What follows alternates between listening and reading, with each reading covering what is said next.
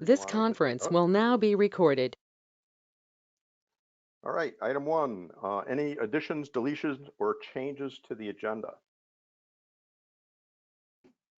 Okay, hearing none.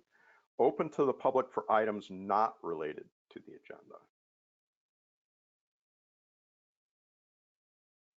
Yes, Roseanne. Hi, folks. I attended the Vermont Climate Council meeting today. You may be aware of it from the Agency of Natural Resources of the state. If not, you probably ought to be paying attention to what they're doing because it's dovetails with what you're doing here. But something came up in there that prompted me to raise this with you. They're talking a lot about what Vermont plans to do to address climate change. And also talking about various specific steps. One of the things they talked about was hazards, but they're using hazards from the definition that for hazards in the dictionary, meaning a danger, a risk, a peril. And they're talking about how to address hazards, and they're giving examples like flooding and such. So you're using the word hazard in a very weird way. And I see there could be some conflict if people are paying attention to what the state is doing in multiple areas about climate change, and specifically they're addressing on hazard mitigation. And here in South Burlington, we're using the word hazard to reflect good things that we want to protect, like natural resources. I see that could be a problem in the future. So I just wanted to mention that to y'all because I think words are very important. And I actually thought that using the word hazard for a beneficial natural resource is bizarre. So that's my comment. Roseanne. All right, thank you. Any other public comments? Any announcements from the Planning Commission? Monica. Just from the Affordable Housing Committee this morning, they mentioned that Vermont has been granted $190 million from the federal fund pertaining to getting the economy back, and I'm not sure what the official name is, but that 190 is designated for affordable housing issues within the state. And Leslie is going to be sharing a more detailed update with what she knows from it, but that was good news. There's about 51 million going towards rental assistance. Anyway, that was really good news. And then also, when we get down later, they did share with me some comments for concerns with habitat block language. So, but we'll be getting to that later. So I guess that would be it. Okay. Does anybody else have anything? No. Paul, any staff related stuff? Bernie, I think you've got Jeff Nick. He didn't quite chime in before under comments unrelated to the agenda, and then I'll speak afterwards. Hi, Bernie, can you hear me, everybody? Yep. Okay.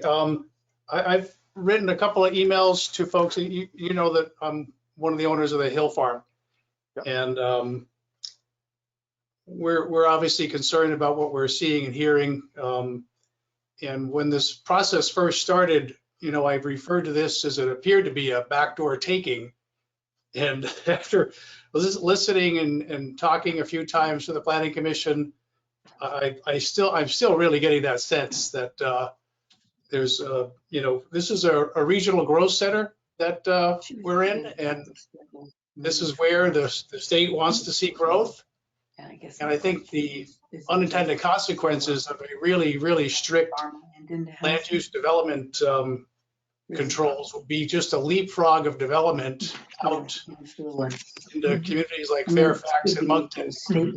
Everyone thinks it's and Jeff, can I just interrupt you for a sec? So somebody has their microphone on that's yeah, Roseanne, I think Ted. Roseanne, you're in the background. Ted.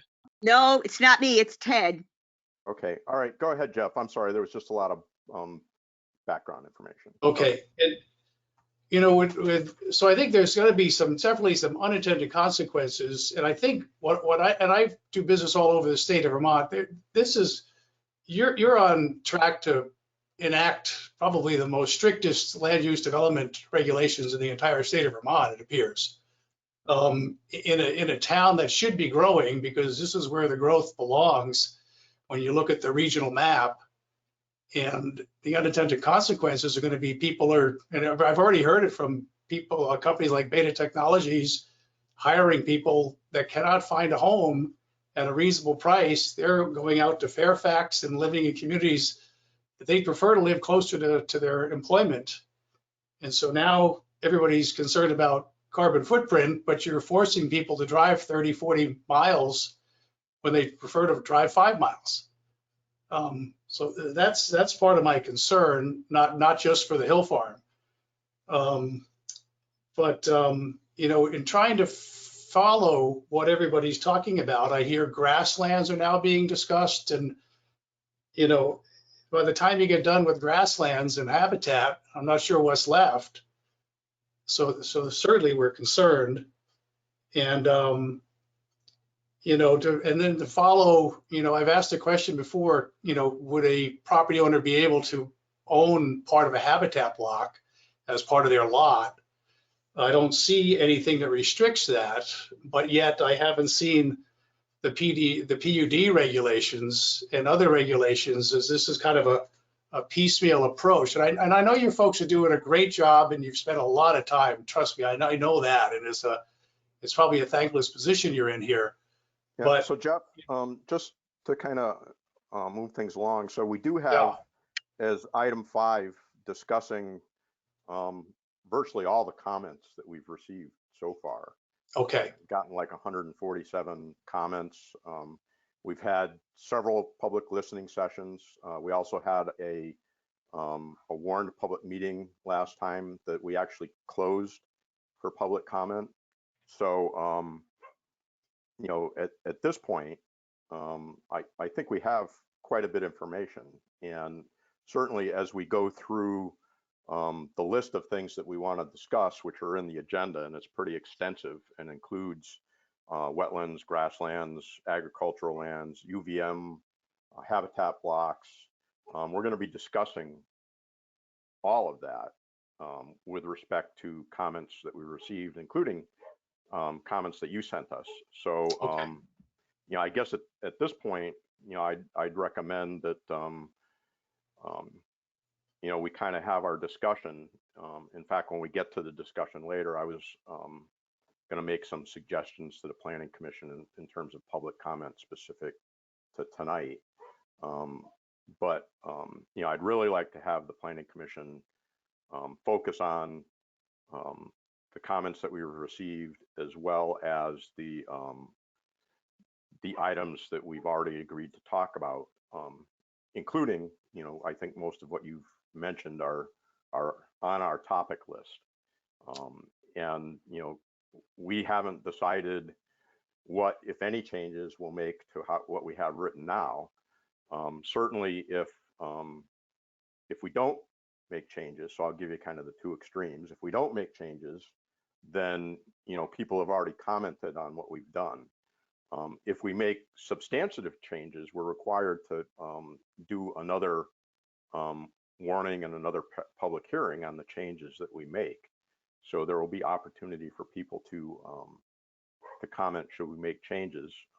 In addition, there will be opportunity for people to, I'm sure, weigh in as we discuss any potential changes that we want to make. So I guess, you know, at this point, I would say just kind of stand by, because I think it will all be discussed, and certainly there's a broad range of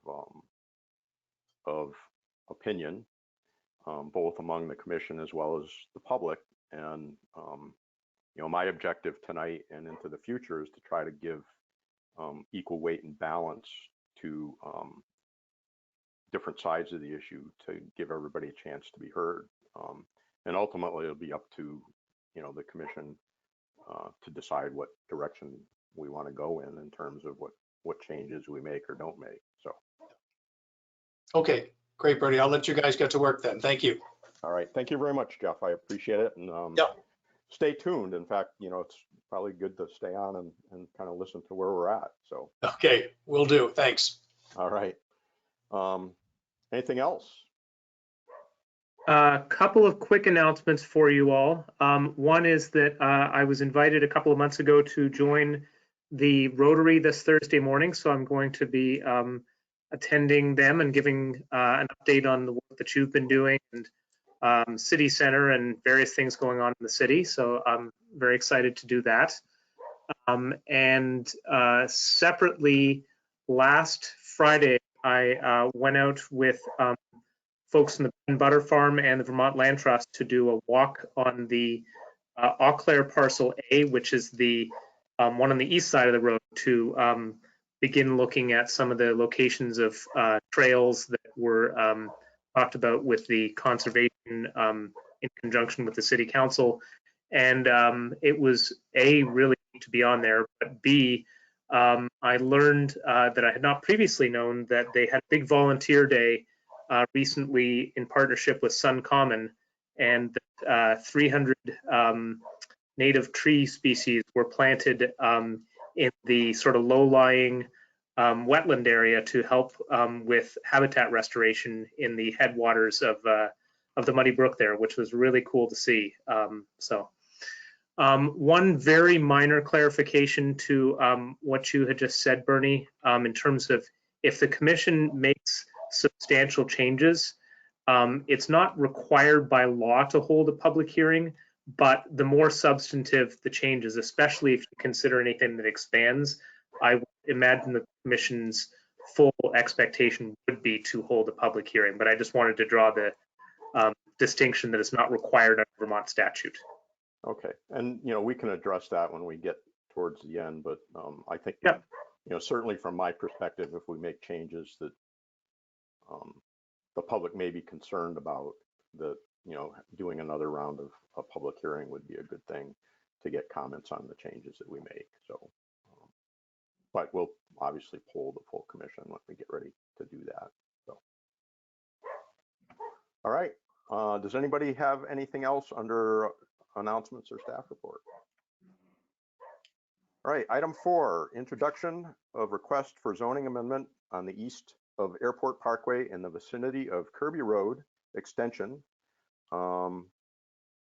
Possible establishment of a task force. So maybe, Paul, you can give a brief introduction, and then after that, I think, if Jean or Nick wanted to chime in with kind of what they're hoping to get out of this, then we can move from there. So yeah, absolutely. So we've had some conversations with Nick and Jean over a lengthy period of time that have involved some possible changes to the city's regulations. As you may recall, the 2016 comprehensive plan sort of left a undetermined area right up against the airport. That was because that was right as the city was undertaking the reuse plan. I'm sorry, the airport was undertaking the reuse plan, and we were in the process of doing the Chamberlain neighborhood plan. In many ways, as I noted in my memo, there's a lot of overlap between those two in terms of the objectives for this area of creating a thoughtful transition from the Chamberlain neighborhood to a possible, although south of this request, but possible relocation of Airport Parkway towards airport functions. Jean and Nick have approached us about a possible change to the zoning in the area that is essentially where the dog park was temporarily, and then across the street from there. And this fits in with some significant things going on all around the airport. And I think maybe that's where Nick and Jean can most clearly describe sort of how this fits into the bigger picture. And then afterwards, if the commission is so inclined, we'd recommend that you set up a small task force to look into this, because I think we feel that the timing is pretty relevant for the subject, and we're aware of how much is on your plate right now. So If that's okay, Bernie, I'll introduce Gene Richards, the Director of Aviation, and Nick Longo, Deputy Director of Deputy Director, period, right? You used to have more words after it. that works perfect. Okay, Nick. Gene. Gene Richards, I'll start off if that's all right. And I just want to thank everybody for allowing us to speak and to also to entertain this.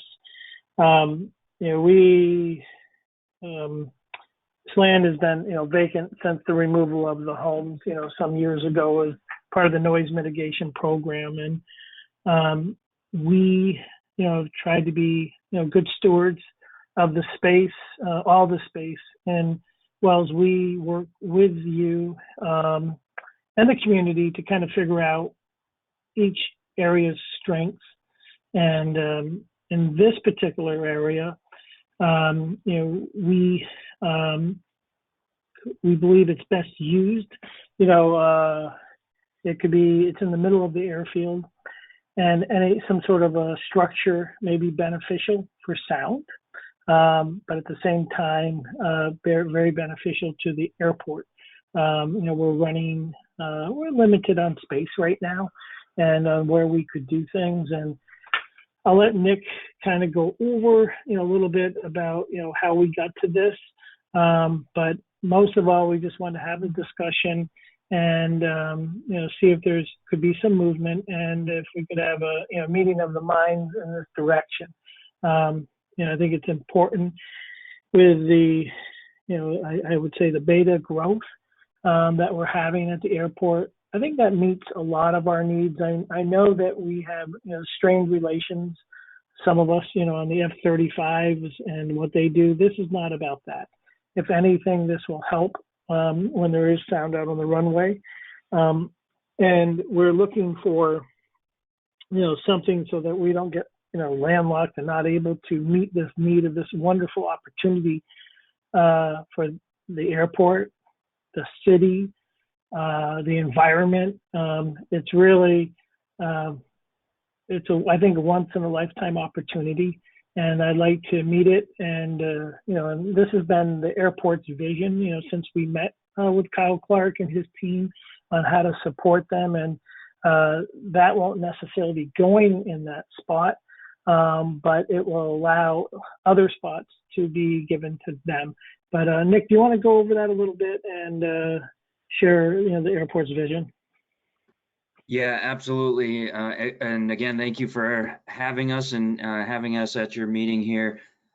Gene and Paul really laid the groundwork here on introducing kind of the why this request and why now.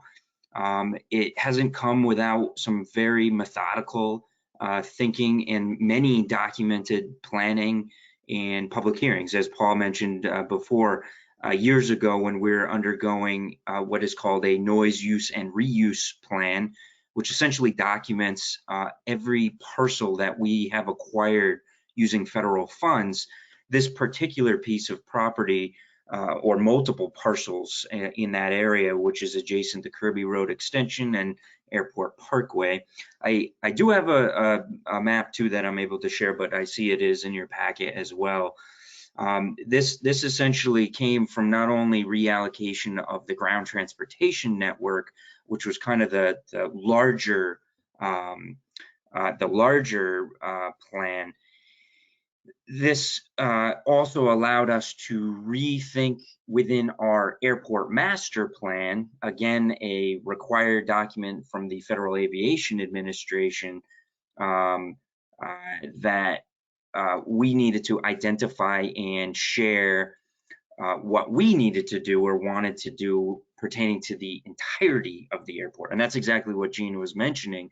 Not only Beta Technologies, who has formally submitted a DRB application just recently for some future development, but also reallocating what the airport is intending to use the particular pieces of property around the premises for other maintenance requirements, such as snow removal equipment or maintenance shops, which we have outgrown in our current facility and with the required equipment that we have to have on site.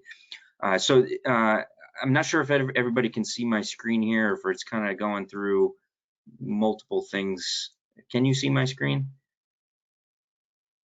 Yes, Yep. Nick, but it's fairly small. So if you could maybe go into presentation mode to make it a little bit bigger, the map. Excellent. Oh, And what you want to do is you want to go to display settings now and say at the top left of your screen and choose duplicate or swap, either one. There you go. perfect. Awesome. Thank you. I'm new to this particular platform here. So what you see here is a combination of not only our master plan, our land use reuse plan, as well as the your South Burlington Chamberlain Neighborhood Airport Planning Committee map, I believe this is from. Forgive me if I'm incorrect on that one. And that just shows that reallocation of the road system, as well as the Kirby Road extension and the future use of that area. This is a more of a detailed drawing from your land use map, just showing kind of our request to rezone that from an R4, which you can see what it was prior to the houses being there, to a mixed airport use, or the same use as the adjacent properties out there, as well as merging those parcels together.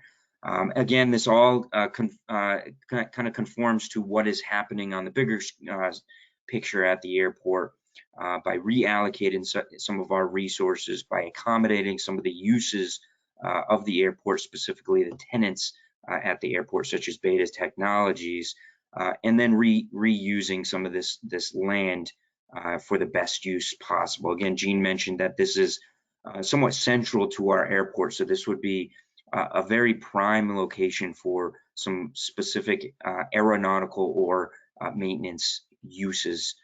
Again, blocking some of that noise area between the two uses of land, between airport and the residential parcels. But other than that, I think Gene and I are more than happy to take any questions, or of course anything that you need from us to potentially accommodate this. Okay, I think the staff recommendation is to form a little task force, but before we talk about that, if any planning commissioners have specific questions for Gene or looks like Ted. Go ahead, Ted. Thanks, Bernie. Gene and Nick, you guys have done a terrific job at the airport. Helen and I travel a fair amount, and what you've done with the airport is really quite something. So kudos to what you've done there. Question is with regard to tax revenue. Let's take those green areas that you're looking at. Is that revenue that ultimately would come to the city? I know there's this combination. It really is Burlington's airport, but on what would we be receiving with regard to revenue? Maybe a percentage. Probably can't give a dollar figure, but I think Ted. I think Nick can go over that. That we had a few years ago. We had an agreement between South Burlington and the airport on what we would pay, and I believe it was per acre. Okay. That's correct. Nick, does that sound correct? If you can maybe, do you remember the numbers? That is correct, Gene. So the agreement that was signed just a couple of years ago, like you mentioned, I believe was around 280,000, an assessed value of 280,000 per acre of land, and those are all pertaining to the noise parcels that have been acquired over the years. Okay.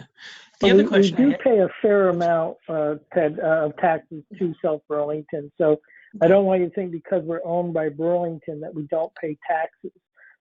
We absolutely do, and I think it was a 12 or 13 year agreement that we signed into with the city.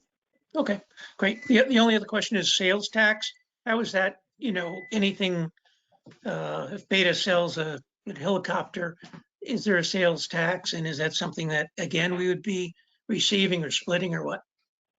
What I know is that all sales tax that happen at the airport, South Burlington benefits from, like Skinny Pancake or Hudson News.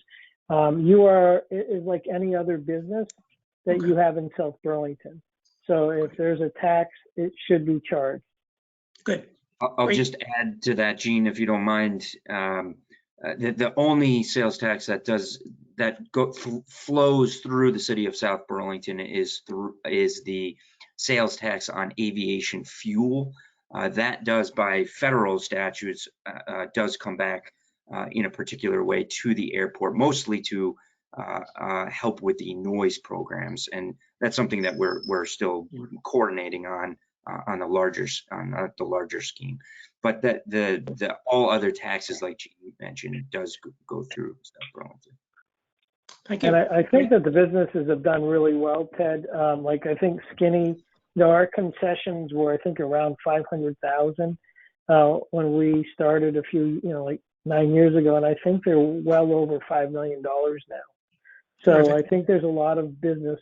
We worked hard to bring in what the consumer wants. Great. Good. Thank you both very much. Yeah, thank you. Michael and then Monica.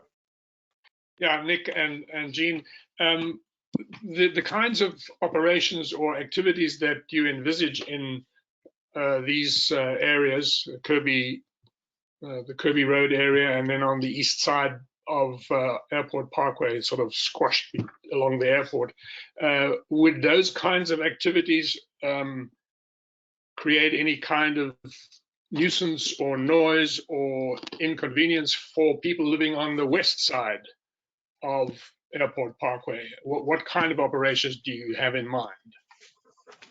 I think it would be very similar to what operations are currently happening at the airport.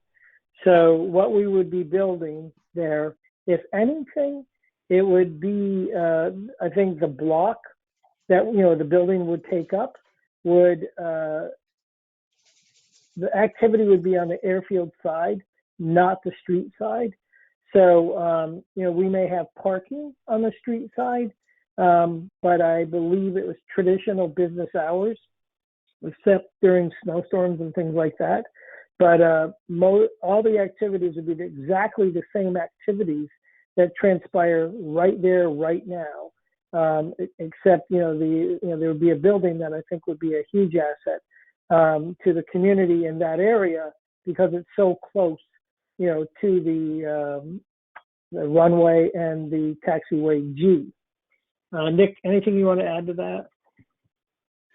No, I think that's absolutely correct. I'm having a little trouble sharing my screen here, but one of the items on our master plan that it was talked about over the last couple of years and in the final stages of FAA approval is this picture right here. And you can see the corner of Kirby Road Extension and Airport Parkway right there. I hope you can see that. There we go. And one of the proposed future development in that area is to connect to our taxiway, which it says new taxiway that is actually constructed. You can actually see the significant amount in that satellite image into a potential maintenance vehicle access. So like Jean was saying, it is that separation between the two uses and still a buffer area between that residential use and these particular parcels. I do just want to note too, there are, even though this satellite image shows it, there are very few houses on the west side of Airport Parkway on this area.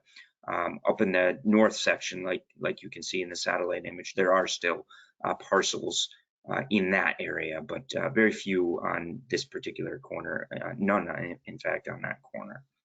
The buildings that you would have envisaged along this section here, would they be 4 or 5 stories high? Because they may serve as a sound block or sound barrier, as well as whatever else that their purpose might be. I would say they'll probably be no more than 3 stories or whatever, the height restriction of that area is, but we'll maintain. Nick, do we have in any of our master plans anything higher than 3 stories? No, that's correct, Gene. It's approximately 2 to 3 stories high in that particular vicinity, and a combination of maintenance and potential administration office type areas. Okay, my last question relates to the land that's on the west side of Airport Road, sort of opposite the big parking facility, which right now looks like a beautiful park. What plans do you have for that area? We really don't. We have in our master plan, I think, with the city of South Burlington. That's where I think the roadway goes through. Other than that, it's not something I feel comfortable making plans with right now, other than what we talked about with the city, as far as, roadways and things. I think the population and the community is much closer there. So I don't have a vision right now. And what we've tried to do in the past in that area is, to use our footprint, like when we came in front of you for the hotel and any, our QTA, we really tried to use our current footprint and not go into the area across the street. I don't have a vision today for that. I want to make sure whatever we do, I think of that parcel is going to take a lot more talking and planning. I want to make sure we get it right. And I'm very happy the way it's being used right now. It's a really good buffer, and I think it's aesthetically good looking until I don't have a vision is the answer. And I want to make sure whatever we do is extremely, good for the neighborhood. I think the neighborhood needs to benefit from this as well as the airport. But I think right now we plan on just maintaining it and leaving it the way it is as you see it today. Yeah, that would be great. I'll make a plea on behalf of the residents around there, well, and all South Burlington residents, that you think about that as if possible, as public open space, much the way it looks today, except for what you need for if you're moving or expanding Airport Road. But it's beautifully done right now. Hats off to you. Thank you. No plans right now, sir. Monica? Thank you. Yeah, so this kind of that was going to be part of my question, but I guess, can you guys talk about your timing? If you're not sure about what your plans would be necessarily for that area, why do you want to proceed with this other area now? Might a future plan cause you to, rethink that? Why not wait? I'm just curious what the timing decisions are about this current request. The current request is a current need. The land across the street from the airport, it doesn't feel right, Monica. I just, the bottom line is I believe this land, that we're talking about that's at the dog park, it's completely different. There are no other houses around it really, except for, as Nick said, some across the street, but distant. And also, I believe there's greater good to be done. If we put a building up here, I actually think it would benefit the neighbors that are not only on the street, but further down the way. And the answer is why is because we have a need for it. And we want to make sure that we're planning. I don't have a need for the other, nor do I think it's right at this time to do anything with it. It doesn't feel right to even plan or think about it other than what we're currently doing. And my second question is just so I'm understanding, your use of that land would be specifically for airport related. I understand that if we set up this task force, I see that there's a request to have a member of the Economic Development Committee, which I think is a good idea. There was a conversation there about some other rezoning interest. And I'm not clear on which property they were envisioning. Might it have been this one, or this is strictly would have to be for airport use? Might there be another commercial use that could ultimately go there if the zoning is changed? I'm We just are looking for clarity, requesting, because I wasn't sure what they were talking about. we're requesting airport related, airport zone. And so whatever restrictions or whatever's available to airport zoning, that's what we're looking for this property. Our current vision is what Nick spoke about. We have had other people speak to us about other things, which were also airport related.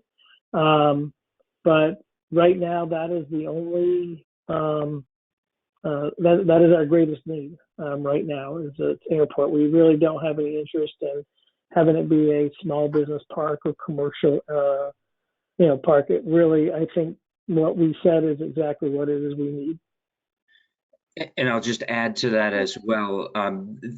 Each parcel of land that the airport owns, especially if it's purchased with federal funds like this area right here, is highly regulated by the FAA as well.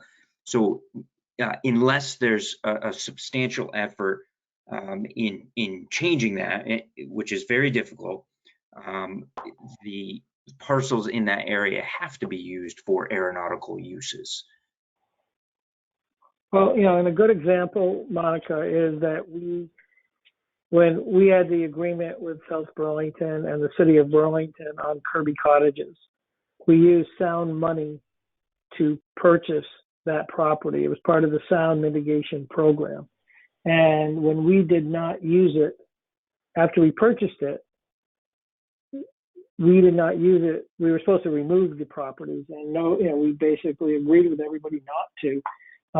But we had to pay all that money back to the FAA. So when we sold the property plus the additional dollars, we paid back the FAA for that money. So there are limitations, as Nick says, and penalties if it's not used in the manner that it's supposed to be that when we receive the grant. Okay, thanks for clarifying. Other commissioners, questions? No? So I think where we're headed is towards a task force, but before we head in that direction, I wanted to see if the public had any questions specific to the presentation, keeping in mind that we will have a task force with plenty of opportunity for the public to input as we go along. So, Roseanne? Yes, I really encourage you to put neighborhood people on your task force. The Chamberlain neighborhood has been through a whole lot over the past 10, 15 years. I mean, it's been devastated. And to make plans for their neighborhood without their involvement is incredibly rude. So they were put on other task force only after we pleaded with them to be on that. And I think if you're going to form a task force that has to do with their neighborhood, they ought to be part of that task force. Thank you. Thank There you, is one going to Roseanne. be, that's recommended already. Yep. Well, there should be a lot of people, not just one, because they get outvoted, which is what happened in the past. Yeah. Other public comment? No. The I had staff, one last question, Bernie, which is I'm assuming that time is of the essence, judging by the comments from Nick and Jean. What is your expectation, Jean and Nick, for the commission to come back to you with the recommendations of the task force? I would like you to, I know you're terribly busy, so I don't feel comfortable putting a timeline on it. it's something that we needed yesterday, but I also understand what Roseanne said, and I really agree with that. I believe that the neighbors should have input, and I think what we want to do is, make sure we do really good planning. And I think it's, my opinion is it's a good thing for the neighborhood, but don't live in the neighborhood, so I agree with that. I guess the process will be the process. We would really like to see it go through as, quickly as it can. But at the other hand, I want to make sure that, voices are heard and that we do what's right for everybody. I don't think leaving the land stagnant, is good. I mean, we could obviously fence it off and have it look, not as very good, but I would really like to do something that's mutually beneficial to our community. But I think we need their input. So I don't have a timeline, and I think it wouldn't be right if I put that on you. I think you guys have a lot of work in front of you. Ed, Bernie, do we need a motion, or this is something the city council is putting together, correct? um, Or Paul? Hi, Ted. So as this is a potential zoning change, the authority and responsibility is with the Planning Commission. So the recommendation is for you to set up a task force that invites 2 members of the Planning Commission, 1 member of City Council that the council would choose, 1 member of the Economic Development Committee, and 1 additional resident from the neighborhood who's not on any of those groups. And then, as I mentioned in my memo, we're prepared to engage a consultant who's done work with the city before on planning projects to make sure that it's not pulling away from any of your other work, and also that this is getting the attention and public input and all that kind of thing that it's necessary and appropriate for all the reasons that you've already just stated. Good. Michael. Yeah, can we, the Planning Commission, change the makeup of that task force? Hearing both Jean and Roseanne saying that it would be good to have more than just 1 person from the Chamberlain neighborhood. We might have 2 or 3. Is that up to us? Yep, it's entirely up to you. We just put something in writing as a starting point for you. I guess I would suggest that there's different sort of breaks in terms of sizes of groups. So I would suggest that, if you kept the group to somewhere in the, 5 to 7 or 8 people, that would be ideal. I think once you get past that, it gets hard, especially in this current format, for people to have meaningful conversations. So that would be my only advice, but the makeup is entirely up to you. It's your task force. Okay, so maybe let's take this stepwise a little bit, and then we'll see if we can formulate something at the end. So just as a straw poll at this point, could I just get a show of hands for commissioners that are interested in forming a task force and think that it's a good idea? 1, 2, 3, 4. Yep, so it looks like everybody's pretty much on board with doing that. In terms of the composition of the task force, let's start with Planning Commission members. Paul had recommended 2. Does 2 seem like a reasonable number for people on the commission, just as a number without names associated at this point? Everybody good with 2? Okay. Monica had volunteered to be one of the Planning Commission members.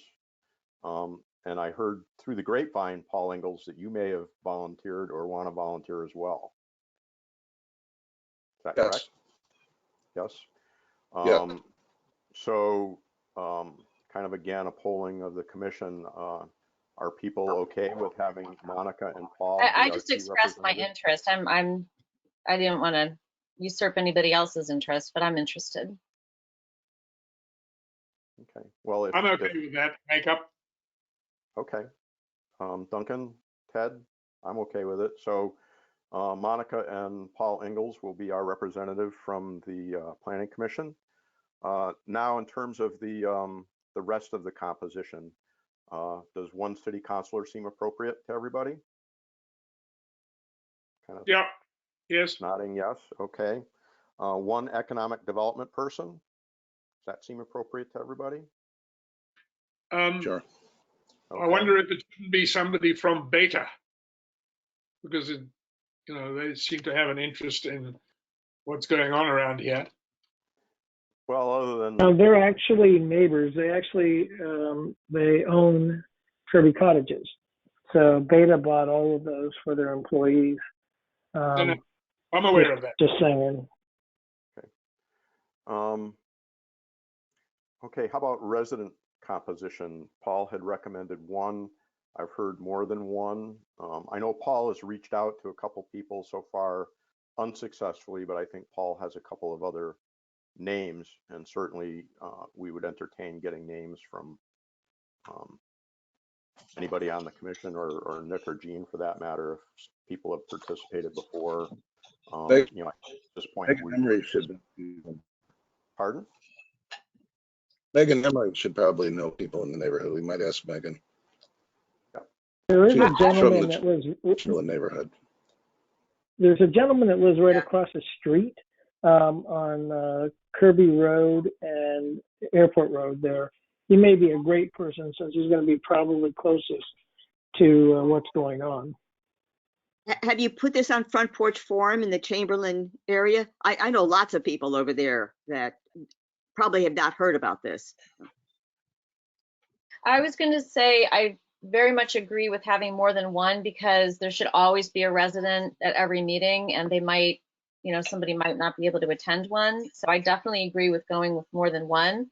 And I would encourage one of those people, if possible, to be someone who is involved with the Chamberlain Neighborhood Committee, because they will be very familiar with the report that they put forth. And I know that was a big group.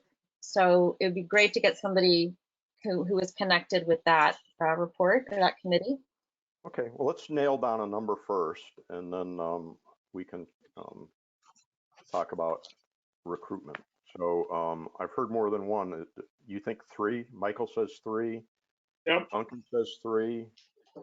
Three sound. Ted says three. So three. What's the total number? Like, do we need an odd number? Is this the kind of thing where we expect a vote, and so we need a tie breaking? Three would make seven, I think. Yeah. Three would make six, actually. No, three would make seven. Yep. It's probably good to have an odd number just in case.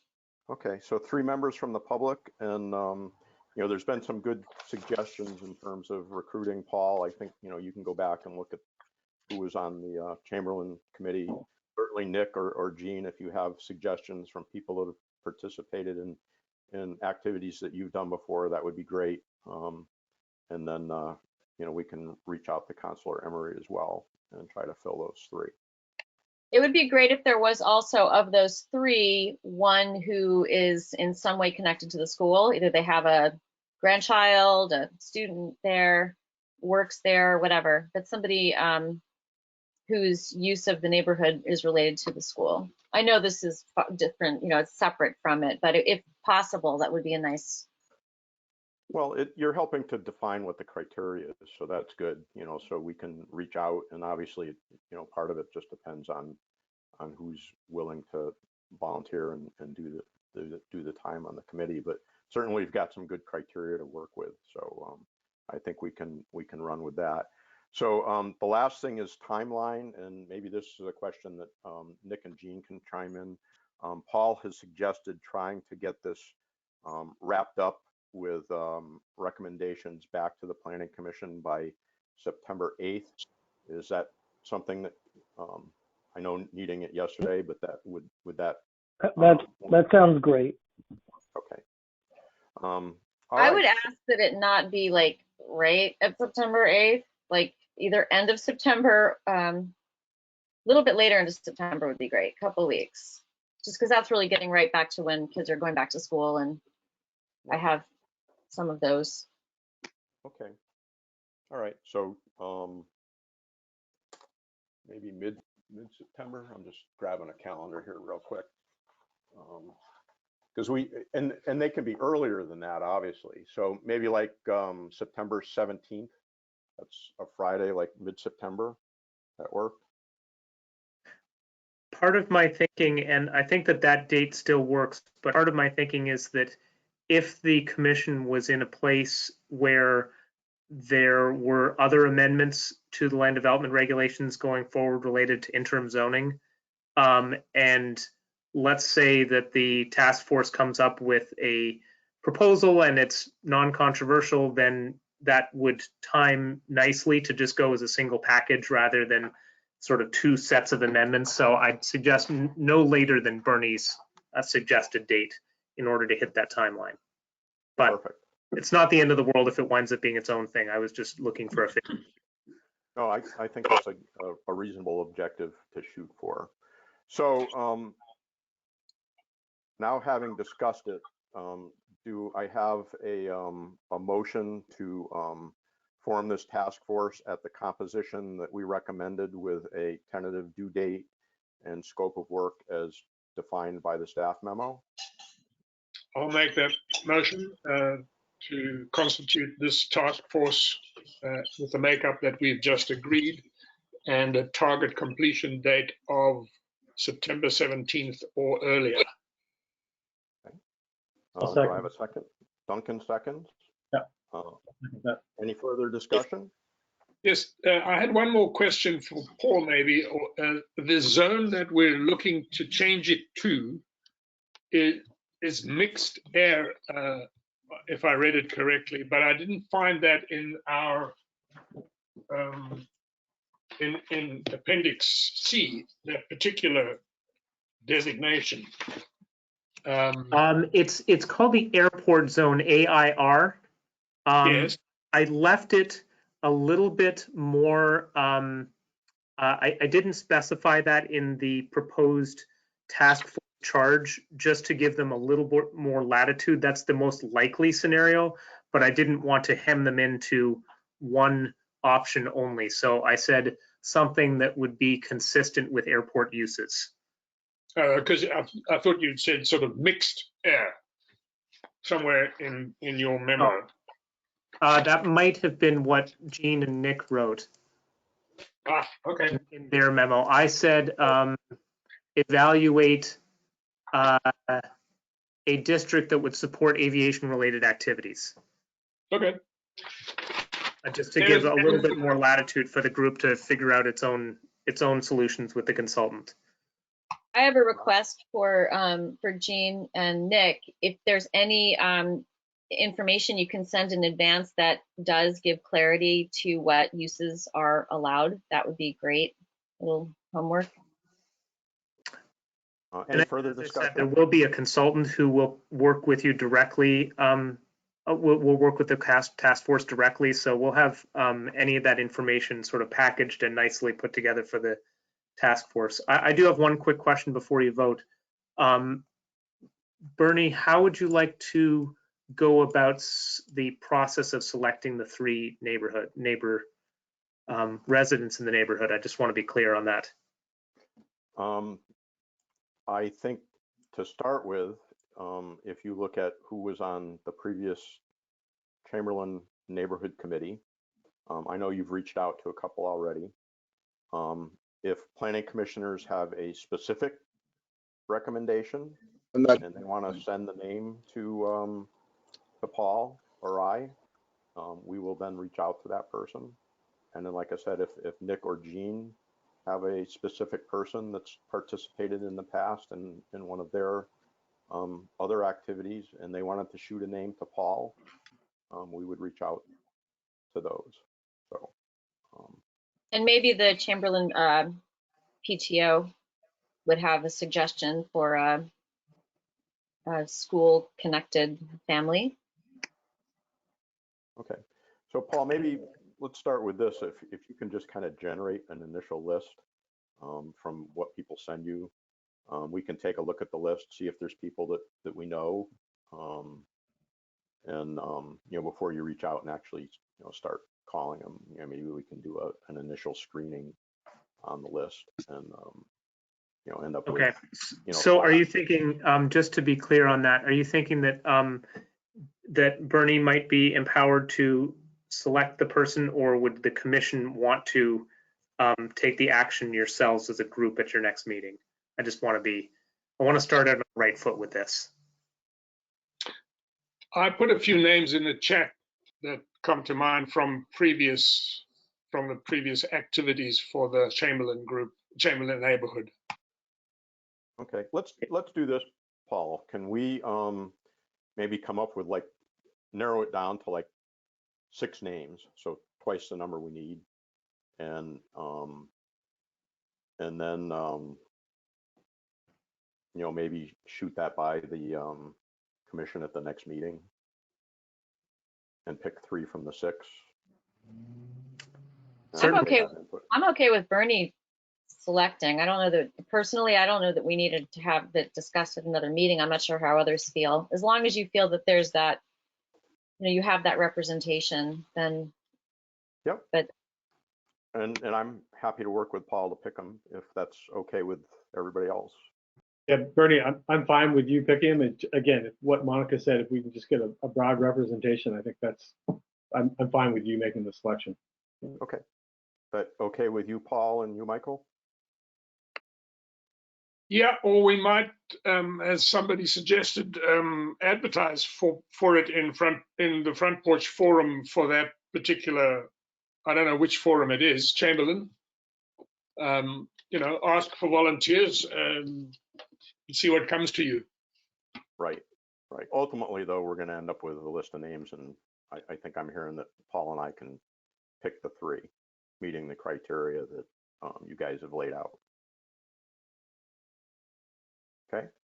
All right. I have one last homework request then. Paul, can you give us, Paul Connor, can you give Paul Engels and I any detailed information on all the different zones that pertain to airport and what their allowable uses are?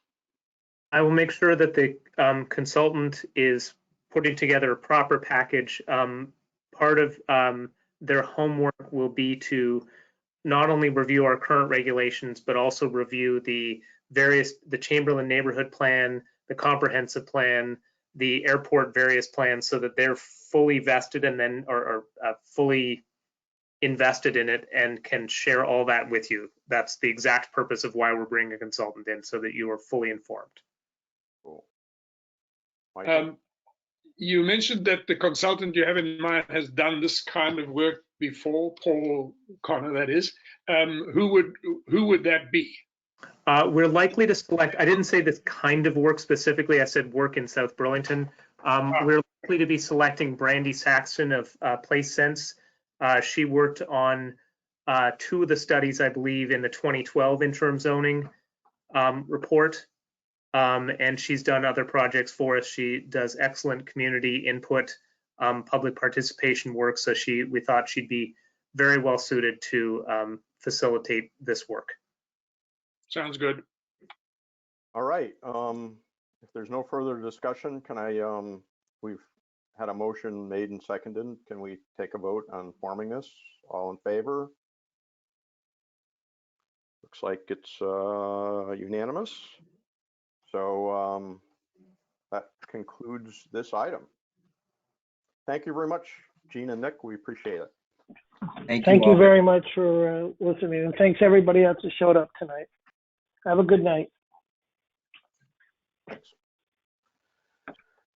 All right. So we're moving on to item 5, which is continued discussion on the land development regs.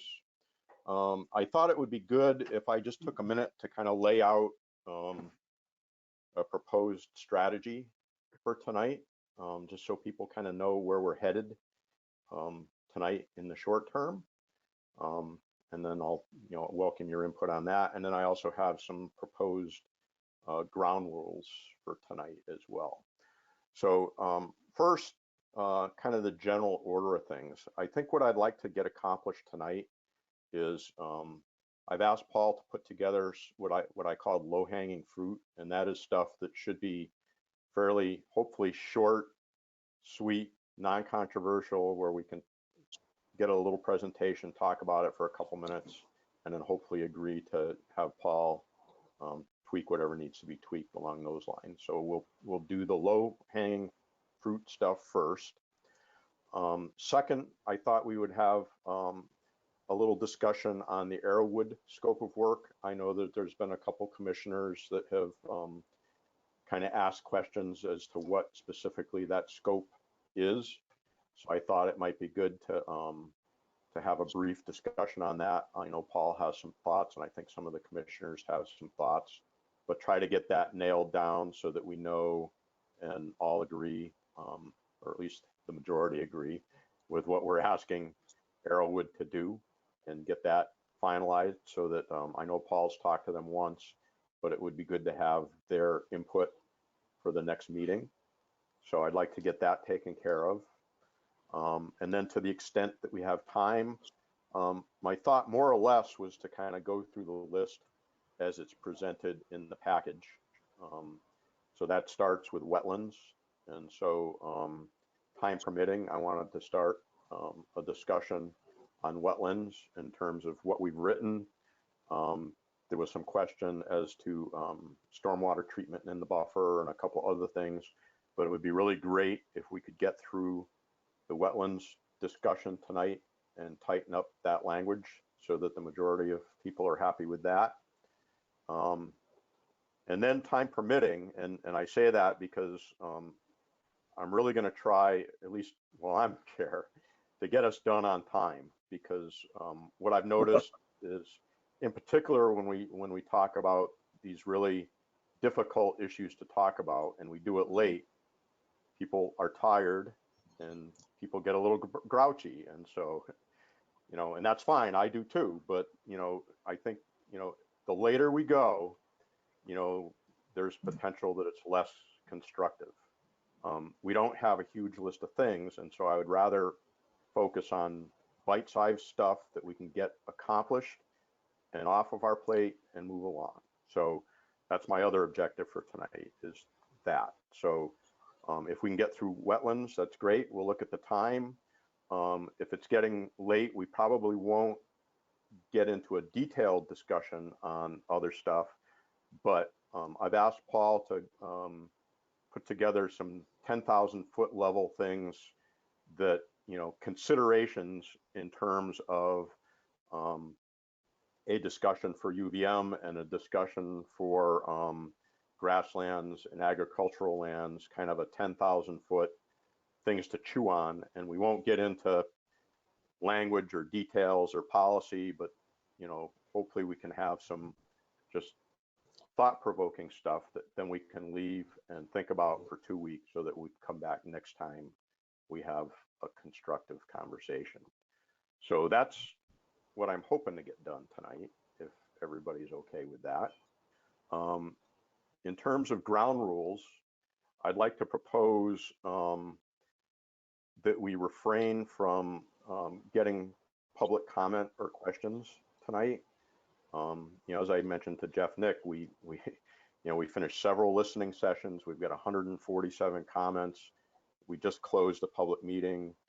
I think I'd like to focus, particularly tonight, and we can discuss on future meetings, the extent of public involvement and stuff. But I think for tonight, I'd really like to focus on us talking internally to get through some of the issues and save the public comment for a later meeting, if that works for everybody. So is that okay for tonight? Okay. The other thing is just and this is more for the public, on the chat. I've noticed in the past that the chat kind of turns into a sidebar conversation among people. So I would just ask, if we were meeting in person, people wouldn't be talking in the audience. They would take it outside to talk. So I would just ask that, the chat not be used for chatting. That if you want to talk to somebody, you can call them on their cell phone or text their cell phone or whatever. But for this meeting, and we've talked about this before, the chat really should be for things that are specific to what we're talking about and not general chatting. So, so with that, if everybody's kind of okay with kind of the approach, I'd like to start, Paul, with a couple of the low-hanging fruit items.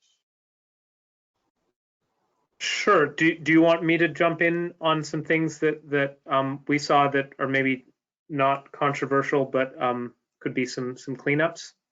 Yes, please. Okay. So there were a couple of comments. I'll pick one where I don't think that there's much else in terms of comments.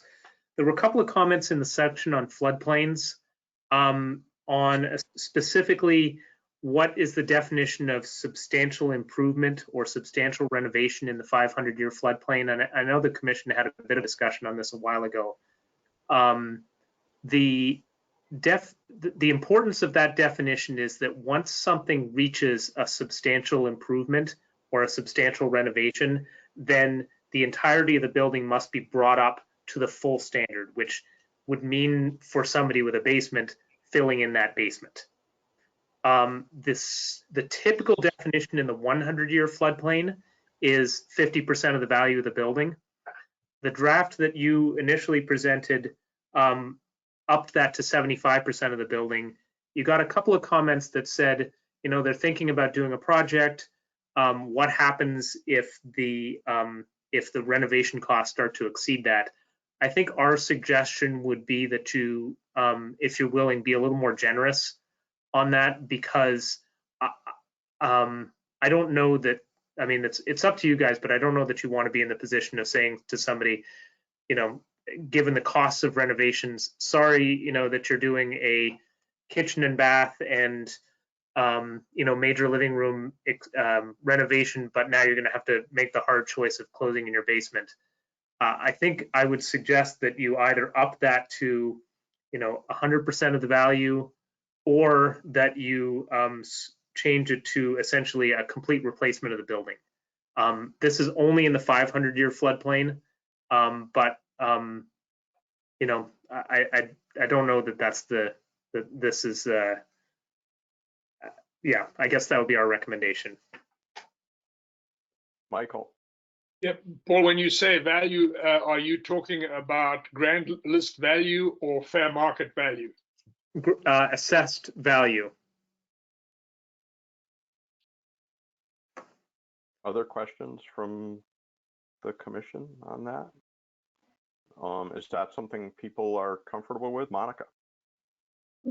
I mean, just to be clear, the reason that the numbers are usually that 50 or 75 is to warn the people that, you know, it's like giving them a heads up that if you're going to put that much in, you're in the 500-year flood area and you could, you know, have a problem. So I mean, I hear what you're saying, Paul. If you think 100% is fair, but you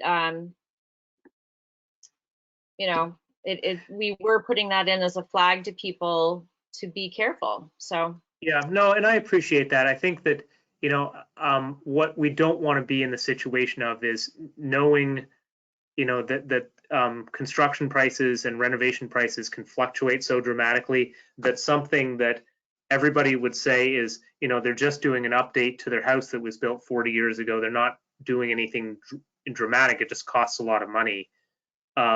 That we don't want to be putting people in a position where you're disinvesting in the neighborhood, because I don't think it's a city goal, for instance, to see disinvestment in Butler Farms or Mayfair Park. So I think finding that balance, if you're okay with it, I'll have a chat with our city assessor and figure out sort of what seems like a good break point of it's really a truly substantial project. And we'll come back to you in a couple weeks with a formal recommendation. Okay. Does that work for everybody? Duncan? Sticking. No, I'm sorry, Paul. I just want to second. I want to say I'm fully supportive of giving them the most value they can, because I mean, that's one of those thoughts that just makes me pull my hair out as a commissioner, that we would suddenly tell somebody, oh, by the way, you've got to fill in your basement. I mean, to me, that's the kind of stuff where we should avoid if we can, you know, common sense stuff like that. So I would be willing to say, let's give them the utmost value on that, the leeway. Michael? Yeah, I agree, but Duncan, the rules are made for the safety of the people who live in that house and live in a house which is in a floodplain. So you shouldn't you shouldn't feel aggrieved, but I agree that we should raise the value as high as we can. I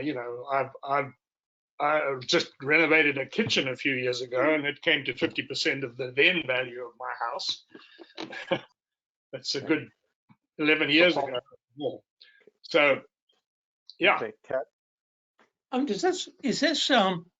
Would this be put in a title search? And when someone buys a house in that area, is it in a title search? Do you know?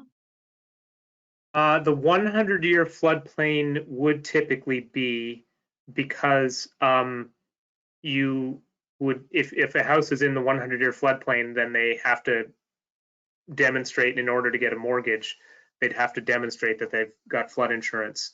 500-year, I don't know that would automatically be the case, because this would be the first in the state regulating that. So I don't know that the title searchers would have caught up to that yet. It's a great question to ask them, but there would be no federal or state requirement for them to do so. Okay, it just seems as though it'd be, if that's the case, it's not a title search item. It certainly seems like there should be some requirements when someone buys a house and there's a situation like that. They should be aware of that. I mean, I'm also supportive of building in areas where there's wildlife, and to say in the title or the sale that this is a wildlife corridor. So 5 years from now, we don't got people fussing that they have a coyote in their backyard. So very similar, and I think we need more disclosures. So just a thought. The way we're leaving it then, Paul, is you're going to go back to the assessor and then propose to us kind of a percentage at the next meeting? Yeah. Okay. All right. Moving on to, if you're willing to, I'm trying to stick with the lowest first. We got one comment on the subject of steep slopes that I thought was a good one. With certain resources like wetlands and others, you can do a field delineation of them. With steep slopes, to save applicants the effort, we said that they can use digital data of elevations. And there was a feedback saying, if an applicant wants to, can they do a field delineation of the elevations? I see no problem with that. It's a technical matter. And so if an applicant feels that they've got more specific information out there than the digital information, then that's always helpful to the DRB. So I'd support that tweak as a very technical matter. Any objections to that? Michael, did you have a question? No, a question that would mean that they'd have to have a surveyor survey everything in the elevation on the entire. Well, so the standard as it's written can use the statewide LIDAR data, which is 1 foot elevation information. There is a very precise definition for what we mean to how slope is measured. So they would have to follow our methodology. But if for some reason somebody said, I don't think that this LIDAR is great on my property, if they would like to go out and do their own analysis, then they're welcome to. That would be my proposal. They'd have to use a professional surveyor. They would have to, right. Well, I don't know if it's a surveyor or an engineer, but it would have to be somebody who is qualified in the subject area. Are people generally okay with that? Can I see a thumbs up or thumbs down? Looks like Ted, Paul. Okay, So At your last meeting, I'm going to keep rolling here. At your last meeting, there was a little bit of discussion about how the maps are named. One of them was proposed to be called the Habitat Block and Connectors Map, and the other one is called Natural Resources. And commissioners felt it was a little bit confusing to call one Natural Resources and then to have another one be a subset of Natural Resources. I spoke with the city attorney, and our recommendation is to the simplest thing might be to actually break it into 3 maps: hazards, level 1 resources, level 2 resources. That way it matches everything in your regulations. We can specify with the level 1 resources that is as you've mapped them, and which is the whole reason for the distinction. And then the hazards and the level 2s are field delineated. We felt like that would create some clarity and also reinforce that you've got different tiers in the regulations. Functionally, the majority of people who would be using this would be using likely a digital version of it anyway, in which case they're looking at the actual resources on a digital map, like the interactive map that you've created. This is really just for display purposes for the general public. So they won't be interactive, each of these 3? The interactive, what we typically do and what we've been moving towards in the last few years is making all of our data available so that the engineer that somebody has hired can just pull that data directly into their project, and they don't have to be, trying to figure it out from a PDF map. I still don't know that that addresses the point, which is that the habitat blocks and connectors are policy based.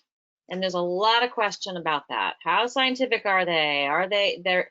So the comment I would have is, if we did that, we'd still have to make that very strong statement clarifying that the line's the line in the sand. Yep. Period. So there's 2 places that we would propose to do that, Monica. One would be in the regulations where we list the maps.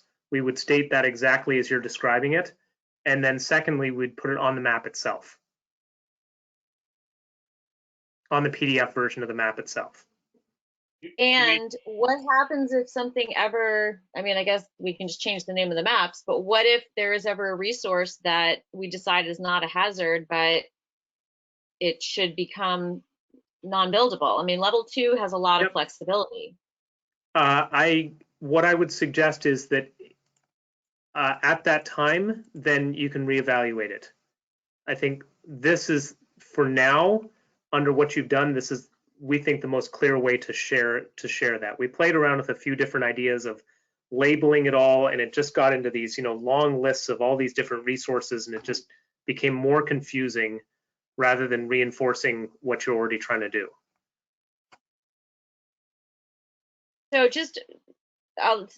we'll see whatever everybody else thinks. The comment that came in that does relate to this from the Affordable Housing Committee, and it's very good, is that we need to make sure that that line in the sand on that map can be, if someone walks to a parcel, they can find where that should be. Is it GPS? Is it what coordinates? Someone needs to be able to walk onto a property, have this, and say, here is where the line is that the Planning Commission drew. So that's just more food for thought. I personally, I don't know that this solution, I don't know that that is clarifying or not. I like that it does separate the sort resources, but I don't know whatever the other people think.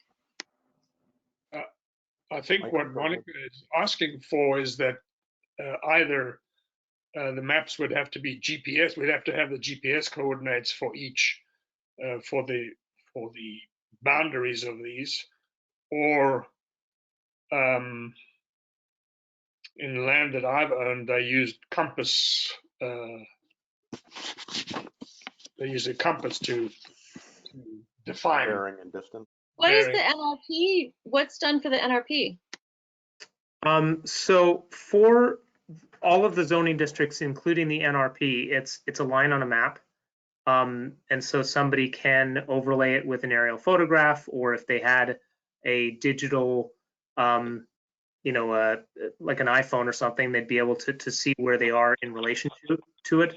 I would say that the one distinction between something like the NRP and this is, or any other zoning district, is there is guidance. Well, the NRP is a little bit different, but for most of our zoning districts, there's general guidance in the regulations that say if it looks like it's trying to follow a stream, it follows a stream. If it looks like it's trying to follow a property line, it's following a property line. That sort of general construction of zoning districts. Here, because it's following the edge of a habitat block, it really would be reliant on the digital data itself. The alternative to that would be that you would draw it like the NRP, draw the lines as you've drawn them, and the NRP has the ability to come to the Planning Commission for an interpretation of where it meant to be, where it was meant to be. There's only been one instance of that taking place. Generally, folks just follow the line that's in the digital mapping.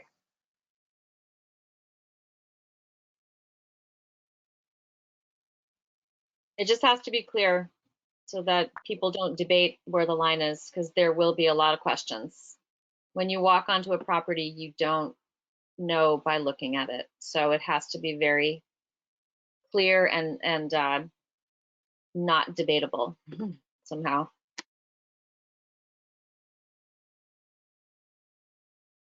Other comments from the commission?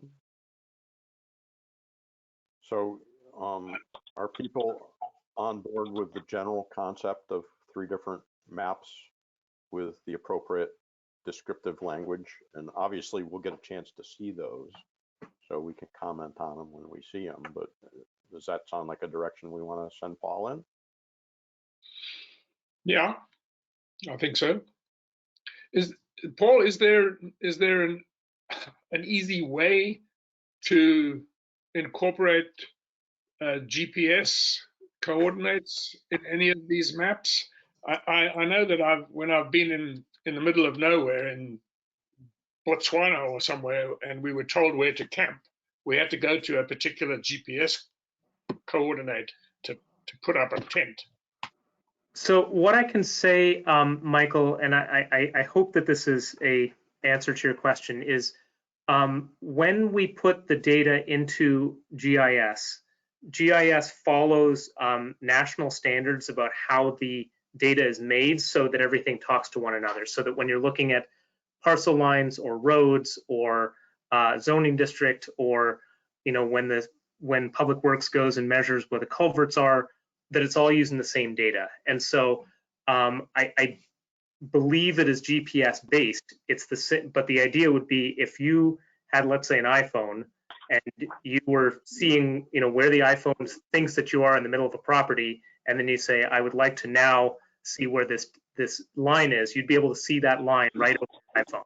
So I believe that it's achieving your objective. And I can expand on that a little bit. We did that to delineate the homestead area of Wheeler Park. We used GIS and a phone. Yeah, and I can expand on that a little bit. I know that when you have something in GIS like that, it is geolocated, and if an engineer is going to put together a site plan, they can import that GIS into their site plan at the same scale, and the lines will show up where they need to show up. Geolocated was the word I was looking for. Thank you, Michael. Thank you, Bernie. All right, do you have another low hanger? Oh, go ahead, Monica. Oh, wait, sorry, just so my only comment is if we go with these 3, we haven't discussed the other resources yet, so it assumes that there wouldn't be any others adding to a level 1. So just that comment, you might want to.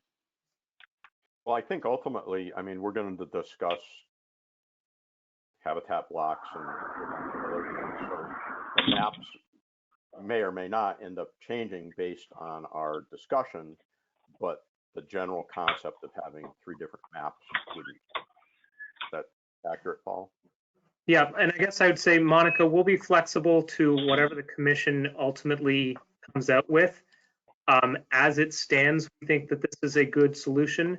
If it turns out that the commission elects to regulate more or fewer resources, then we will adjust and give an updated recommendation at that time. It's not a lot of backtracking to do it. I was just trying to sew up the question that arose last week. The nice thing that this does do also, Paul, is it is not easy to find in the regs a brief description of what is and is not allowable.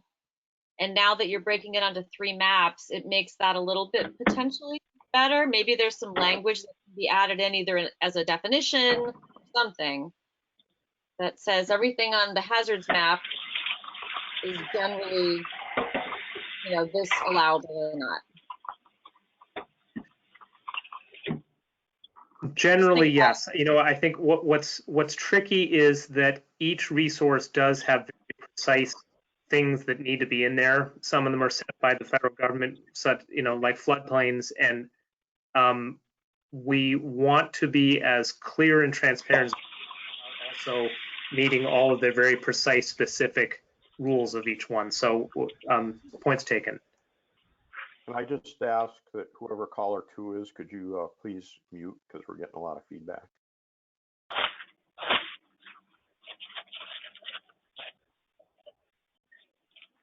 Okay. I'm going to mute caller 2. They can unmute themselves later. All right. Are you ready for me to keep going, Bernie? Absolutely. All right. I got 2 more subject areas, and then I'm out. I mentioned at the beginning of the meeting that I had the fortune of being able to go and walk on the Eau Claire property. And doing so brought up a couple of subject areas to me that I think were relevant. I went back and looked at the regulations, and the proposal has certain exemptions for habitat blocks, specifically the removal of invasive species and also the creation of a very low impact trail. I then went and looked, and there is no such similar thing in the wetlands or wetland buffers. And so I would recommend a couple of specific changes. One, to allow for invasive species removal as just an exempt activity. And then secondly, to allow for very low impact trails in wetland buffers, so not in the wetlands themselves. And when I say low impact, I mean no more than 10 feet wide, occasional mowing, and if there was something like a puncheon to cross a slightly wet area, but nothing like a boardwalk.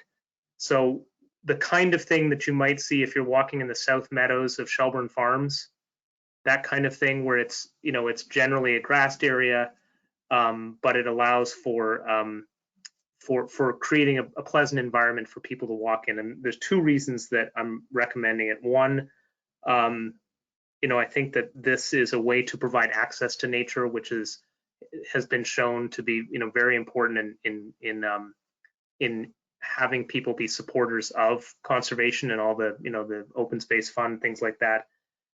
And 2, I think that if there isn't this, that there will be side effects of just the trails won't exist, because there will be somebody will say, I can't give up any more land, especially where the buffers have been widened to 100 feet. So folks like the Eau Claire farm would say, I can't move my fence 15 feet inside of a 100-foot buffer for actual agriculture. So and then the same thing in neighborhoods. So that would be our recommendation, and we can come back to you with exact language. It's, again, very low impact stuff. And low impact would be pedestrian? Would it also, or would it include bicycles? I think, so in terms of things that would be exempt, I would say pedestrians, the kind of thing where you might occasionally mow, or you might put wood chips down. You could put a puncheon in, but not put in a boardwalk. Maybe there could be a bench, one of like a wooden bench being put in, but that's about it. Mm-hmm.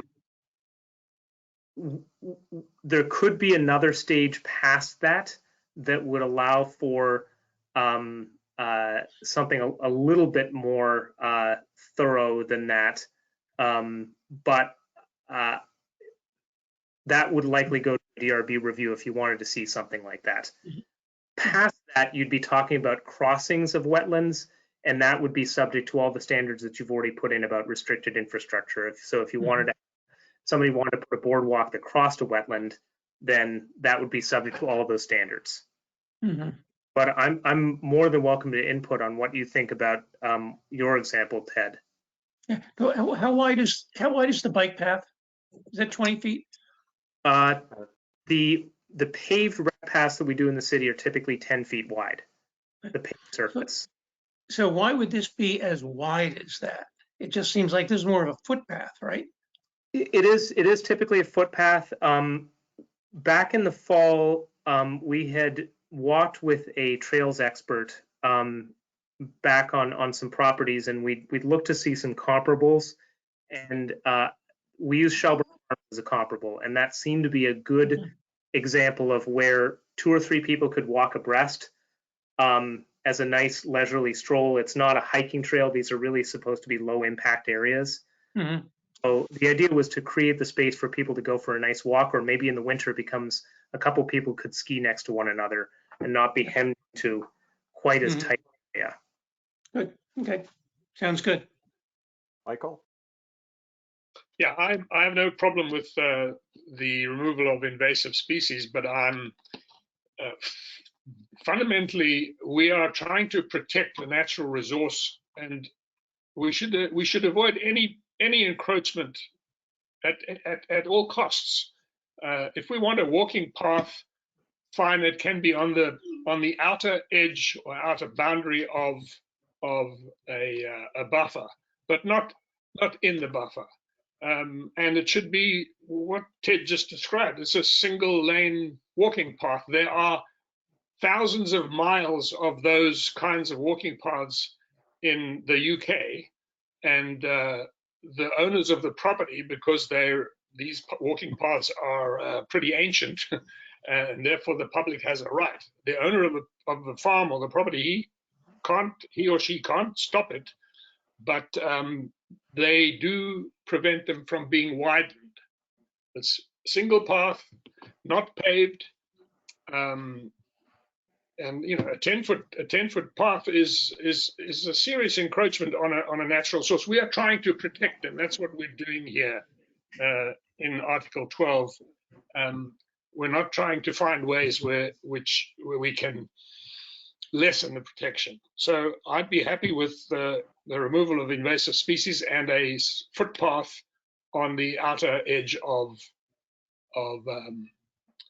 a buffer, if the landowner would like to have that, provide that service to the public. Monica? I'm okay with the footpath in the buffer. I'm thinking about the Wheelock Woods.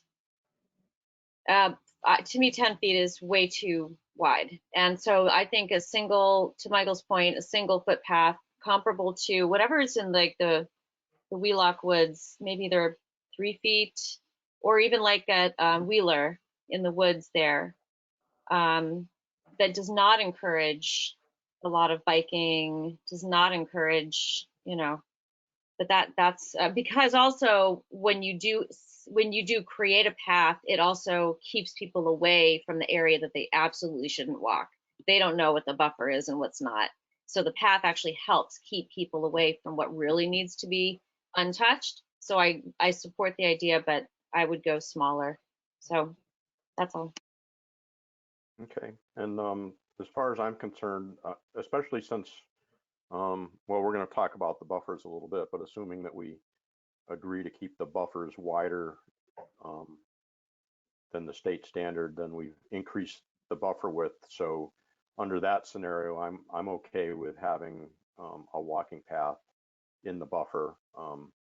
I also kind of agree with everybody else. I'm not sure that it needs to be 10 feet wide, but I think 2 people walking abreast is reasonable. So maybe that's 5 feet, and as unimproved as possible. But I also agree with Monica that when you define something, then people will use it. If you don't define something, then people will wander into the wetland itself and the buffer, and so having something in the buffer to me is fine. I'm not saying it shouldn't be defined, but it should be defined at the outer edge of the buffer. Because there's natural things going on in the buffer. Animals shelter there, birds nest there, frogs jump around there. We don't need to be trampling around on there in the buffer. We've created this buffer for a reason, which is one, to add resilience, because we know that bad things are coming our way in the way of rain events that we haven't seen in the past, and basically climate change. But we don't want to disturb what's in the buffer, and the buffers are designed to protect the functionality of the wetland. And the compromise would be, yes, let's have a single lane walking path at the outer edge of the buffer if we need it, if we have to. Duncan, you have comment on this? No, I would actually, I'm fine with a path in the buffer. I agree. It's probably, smaller is better. But especially, you made a great point, Bernie. If we were expanding the buffer, if we're doubling the buffer, then yeah, I'm okay with a path there in the buffer. Paul Ingalls? The less the better. Once you give people a chance, an opportunity to do that, they always, make other paths and, expand whatever they can by so many people showing up because it's so popular and all the rest of that. So keep it tight and minimal. Ed? Got to unmute, Ted. I'm leaning more towards well, first of all, I think the buffer should be wider, so then we could have a wider path. But if it is what we're going to have, then I would say this buffer should be not as wide as 10 feet. So You mean the path shouldn't be as wide? the path, sorry. But in the buffer is okay. Yeah, if the buffer is widened. Okay, which is the next item on when we get to wetlands. But so I think in general, what I'm hearing is Ted and Monica and Duncan and I supporting a path. I'll say as narrow as practical in the buffer would be okay. Michael and Paul, and please, if I'm paraphrasing wrong, let me know, do not really want to see something in the buffer at all. I think, Bernie, that Ted's comment, I don't know about Duncan's, was that if the buffer is 100 feet, then he's okay with a path. If it's not, it's not okay. Right, and we're going to talk about whether we're happy with what the buffers are or not, and I have a sense of how that's going to go. So. All right, so Paul, I think where we're at then is assuming that we keep the buffers as written, then I think people are okay with having a path within the buffer at the narrowest practical width that allows for functionality. Is that good way to put it? Okay. We will proceed. All right, last one that I've got that's low-hanging fruit, or relatively low-hanging fruit. UVM provided a whole bunch of comments at their last meeting. Many of them were policy-based, but they had a couple that pointed out, I think, perhaps unintended implications. They were that there was a reference to a conservation PUD, which is not something that we've drafted yet, so we just missed taking that out. So we'd remove that. There's a statement in there that says that where you're allowed to do a land exchange in a habitat block, that you cannot use as part of it anything that is publicly owned, and they noted that some might interpret UVM to be publicly owned. I would say from the step, we weren't thinking about a public college. We were thinking about land that is essentially already conserved, so you don't get to double count it. You don't get to take land from, let's say, the Wheeler Nature Park or from the Winooski Valley Parks District and say, oh, we're adding that into our buffer. So with your permission, we'd like to sort of refine that language a little bit, that we didn't mean to say any entity that happens to be like UVM or the airport or somebody. And then the last one was they noted that where there's the exception that says when a property is more than 70% covered in habitat blocks, that we allow for 30% habitat of that property to be built on as an exchange. They noted that the language says the DRB may approve an area not to exceed 30%, and they suggested that that might imply that the DRB has sort of this, I think the words they used was standardless determination about how much of that. The intent was that that was really supposed to be an automatic 30% unless there are other natural resources on the property.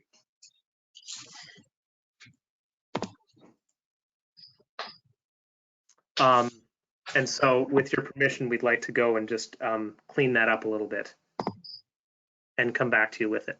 So again, not intending to change any policy from what we thought it was, but they did make, I think, 3 catches of things that were unintended consequences.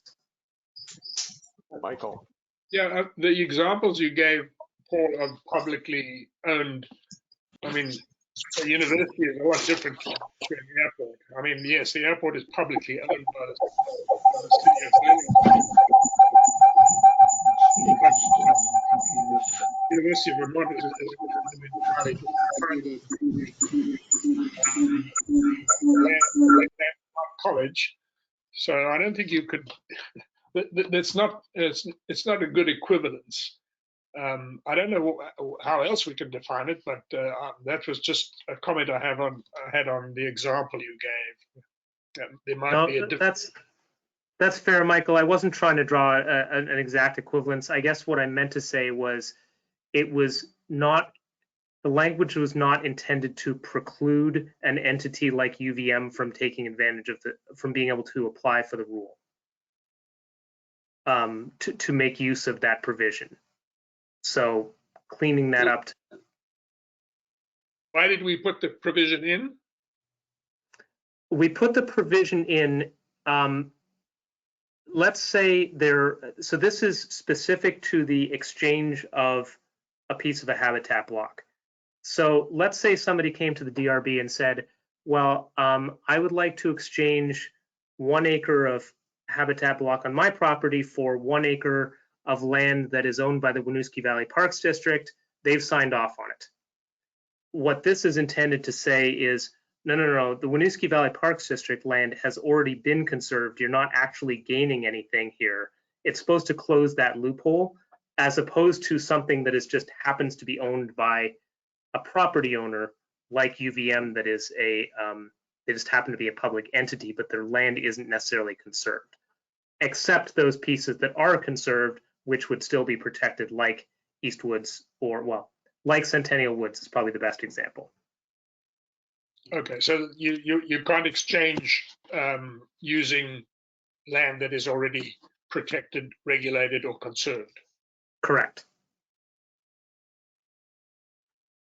Is everybody okay with what Paul's proposing there?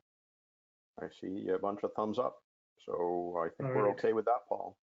I think for now that's my low-hanging fruit. Well, I actually have one more low-hanging fruit, and it's in the packet, and it's related to wetlands. Stormwater treatment in the buffer.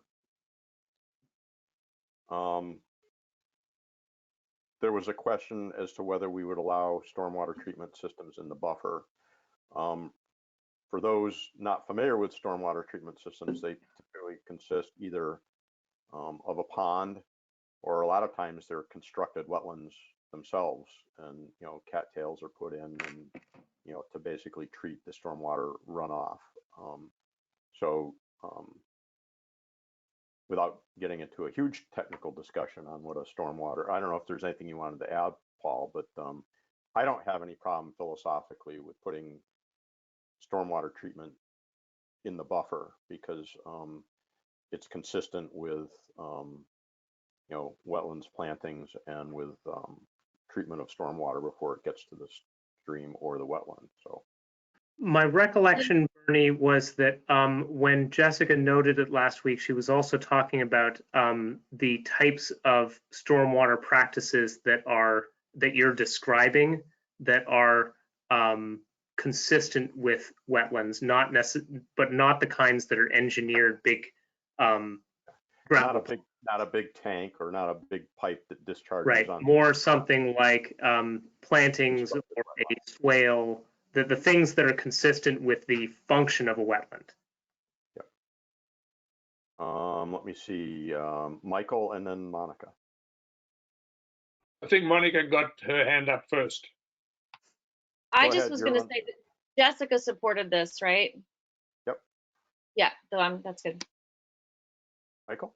I was going to say wetlands, by their very nature, and one of the reasons we are using a 100-foot buffer, do handle stormwater. So I'm not quite sure why we would. It's in the nature of a wetland. I don't know why we need to specifically say that we want to have a stormwater treatment in the buffer.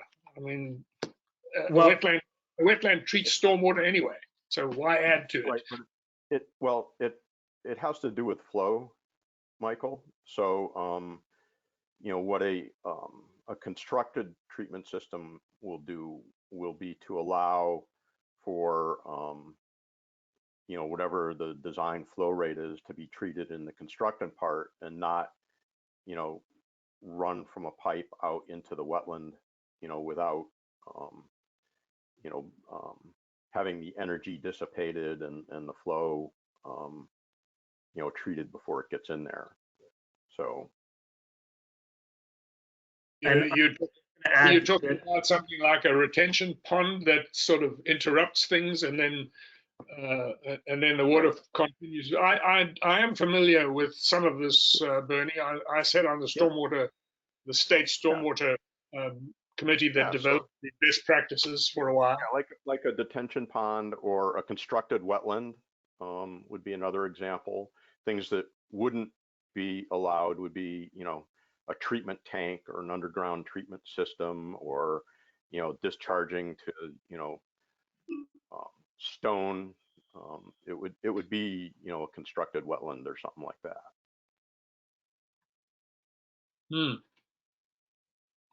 I don't see the need for it.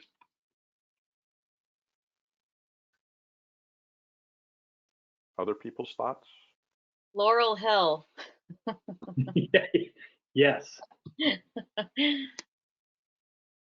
Yeah, Bernie, I would agree with you. I think as long as we're very clear in the language about what's acceptable, the type of construction, I think that would be fine. I mean, like you said, a lot of those do look like wetlands when they're constructed, especially when they're done well.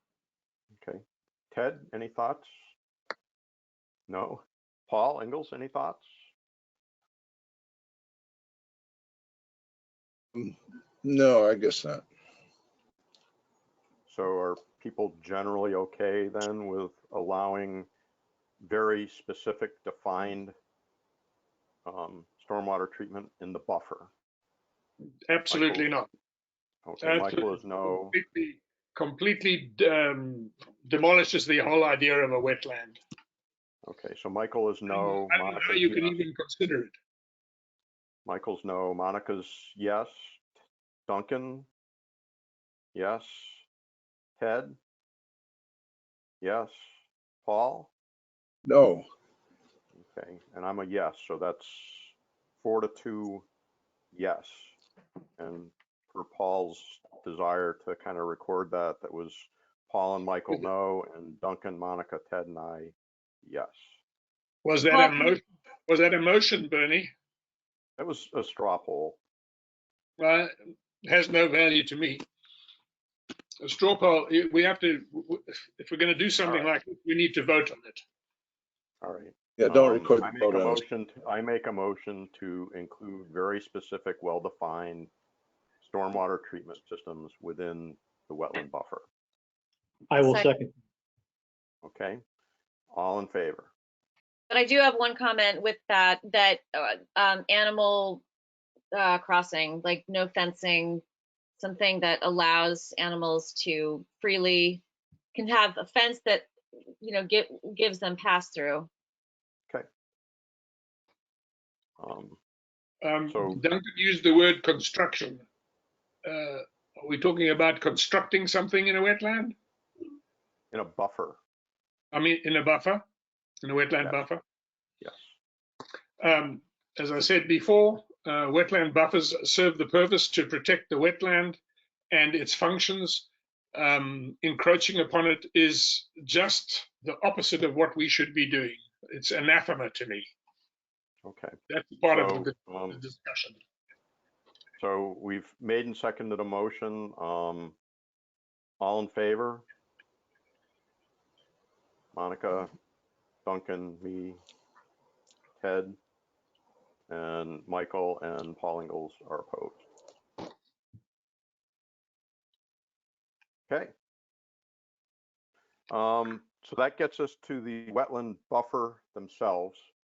And I'm not going to spend a lot of time on this because I probably know how the vote's going to go. So, but we did receive numerous comments from people concerned with us expanding the wetland buffer and strongly recommending that we stick with the state standards. I happen to agree with those comments, but rather than get into a huge discussion on it, I think I would at first just like to take a straw poll for people that are satisfied with what we have written with respect to buffers, and those that would like to see the writing change. So those that are in favor of the way it's currently written and the buffers as currently written, can you give me a thumbs up or a Monica, Michael, as currently written with the expanded buffer, Duncan, Ted, Paul. So I'm the only one that has an issue with that. So 5-1. And do you want a motion on that too, Bernie? No, because we're not changing anything. Confirm. We're just agreeing that the language that we have already written is fine. So can I make two comments about that? There's things that stood out to me. First of all, I did see a really amazing presentation. I do hope the city council does look at it before they get into looking at all of this detail. And what stood out to me is that the state regs have been in place since 1990-ish. And when asked, will they be, or why haven't they been updated more recently? The answer was like, they just haven't. So I think that the state regs are most likely going to be catching up with what we're doing, which made me feel even more confident about what we have. The second thing was somebody made a reference in one of these comments. I don't remember who it was, but something about us kind of being arbitrary and like, oh, okay, well, if a wetland can, why is a 100-foot buffer so important, but it's only in residential and not in industrial? And I think their argument was, so just stick with the 50. And then to that, I would say, well, then, okay, 100 in both. So I don't know. I'm fine with leaving it. I kind of did hear that arbitrariness, but I think if we're going to change it, it's 100 in both. So I don't know if there's discussion on that. I'm fine with it staying as is. If consistency is better, we should go to 100 feet throughout, except maybe in city center where wetlands are already trashed. Anyway. Okay. So I think I'm hearing we'll just leave it like it is for now. Paul, you mentioned in the chat, Paul Connor, that there were some comments on the class 3 wetlands. Did you just want to bring those up briefly? Yeah, you had a couple of comments from folks who were recommending that either you not regulate class 3 wetlands or that you expand the exemption. Under your current rules, you regulate all class 3 wetlands in your buffers, in their buffers. In the proposed rules, a 300 square foot class 3 wetland and its buffer are exempt. The couple of comments were that that be either raised to something like what the state does at half an acre. I'm sorry, the federal rule, which is half an acre, or not regulate them. I just wanted to, note that you had some feedback on that. Duncan? Yeah, I think we got some good feedback on one of the listening sessions, and I can't remember. I think it might have been Patrick O'Brien that brought it up. Had a really good point, and I didn't think about this until he referenced it. But 300 square feet is 2 parking spaces, and I understand that with class 3 wetlands, there are people on both sides of that. But that does seem like we should maybe raise that up a little bit. That seems like an incredibly small. I mean, I have an area in the front of my yard. If I didn't mow it and it rained enough, it would be a class 3 wetland. And I have a very small yard. I may be alone in that sentiment, but I think that maybe right-sizing that a little bit. You said previously in the previous regs, it was half an acre? No, in our current regulations, there is no exemption. At the federal level, the Army Corps only looks at it at half an acre. What about the state doesn't regulate it at all? State doesn't touch class 3 wetlands at all. So I guess I feel like 300 feet is a little onerous if it's something that's not even regulated by the state and at a much higher level by the federal government. Yeah, I'd be okay with the federal half acre. Monica? So the other thing in this presentation that was made very clear, that was very helpful to me, is that there are class 2 wetlands that are smaller than 300 square feet. And since we are requiring field delineation, if there's a wetland that's roughly whatever, it's for the field delineator to decide if it's a 2 or a 3. A 2 can be smaller than 300 square feet. And whoever's coming to look is going to be there anyway. There's no additional cost to look. I was concerned that we were putting a financial burden on just for a class 3 wetland, but you can't know unless it's field delineated if it's 2 or 3. So there's no additional cost to it. And a wetland 3 can in time be elevated to a wetland 2. So for those reasons, I support keeping what we have. And I think that the state will catch up with us. I agree with Monica, because we've actually seen class 3 wetlands metamorphose over time into class 2 wetlands. And as she said, there's no harm done, no cost involved. Sorry, I know the city already had to have, I'm not quite sure who, but they had to have the class 3 wetland that's between the proposed dog park and the parking lot at Wheeler. They had to have it inspected, possibly by the Army Corps of Engineers, or they had to have an Act 250 application if they wanted to encroach upon it, but they won't. Right. Well, and just to be clear, Michael, you're correct, but that was for the local review. That was for our own rules that they did it. Paul Ingalls? Understood.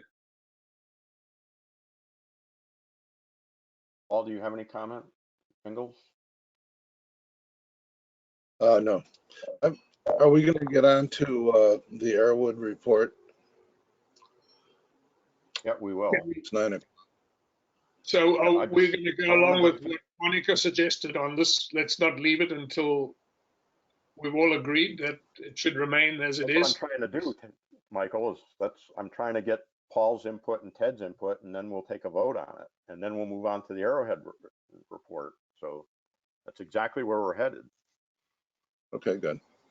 So are you satisfied with the 300, or Paul? Yes. Ted? keep it the same? So 300.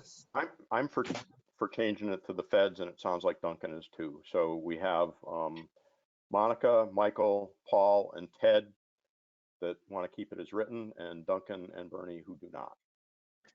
Hey, Sue, can you make sure that you're taking notes of that? I know that it's not a formal vote, but I think folks are commissioners want to make sure that it's known. So if you don't mind keeping track of that, that would be very helpful. I am keeping track.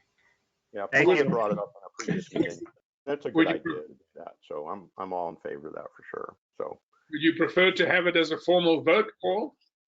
No, I just wanted to make sure Sue had it recorded. So if she has it recorded, I don't think it needs to be a formal vote because you're not changing anything. But I know that commissioners are want to make sure that the record's clear. So Yep. We're all good. Yep. Yeah, I think as long as we're not changing anything, a straw poll is fine. And then, of course, when we get to the end, we're going to vote on whether to move this on or not. So I think we're good. And I think we're in keeping with Paul's desire to have everybody kind of attached with the opinion. So I think that's good too. So let's finish up then. We're doing pretty good. Just on the Arrowwood scope of work, and Paul, maybe you can kind of start the discussion, and I know Michael and Monica have been talking about it a little bit. So let's start with Paul, then we'll go to Monica, then we'll go to Michael, and then we'll see if we can nail down the scope and call it a night. Does that sound good? All right, Paul, you're up. Right. So I had a chat with the folks at Arrowwood this morning as a follow-on to your meeting last week. The motion last week had been to assess whether the changes that the Planning Commission has proposed from the original habitat report would be harmful to the core of the habitat. I posed the question in that form to Aaron, and I guess what I would say is he would prefer to have a little bit more latitude in the question in terms of the assumption baked into that is that the core is the most valuable part in all circumstances.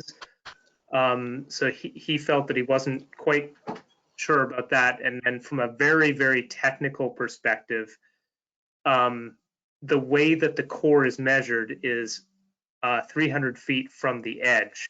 If the edge moves in, then by definition, the core moves.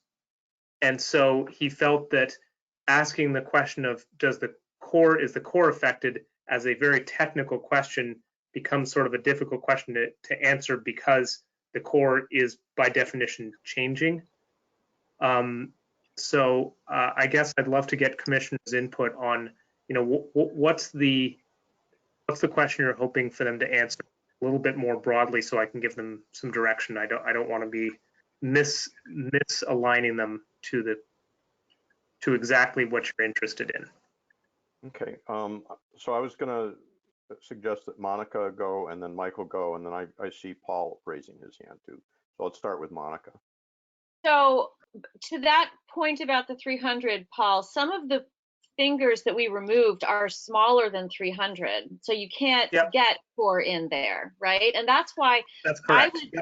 I would think that if they simply looked at would they be comfortable doing a bird's eye view at their mapping and looking at those types of measurements? I think unless there was a policy change about, for example, in one of the neighborhoods where there was already a development plan. I mean, yeah, that's kind of unfortunately right where we don't want it to be, but it's there.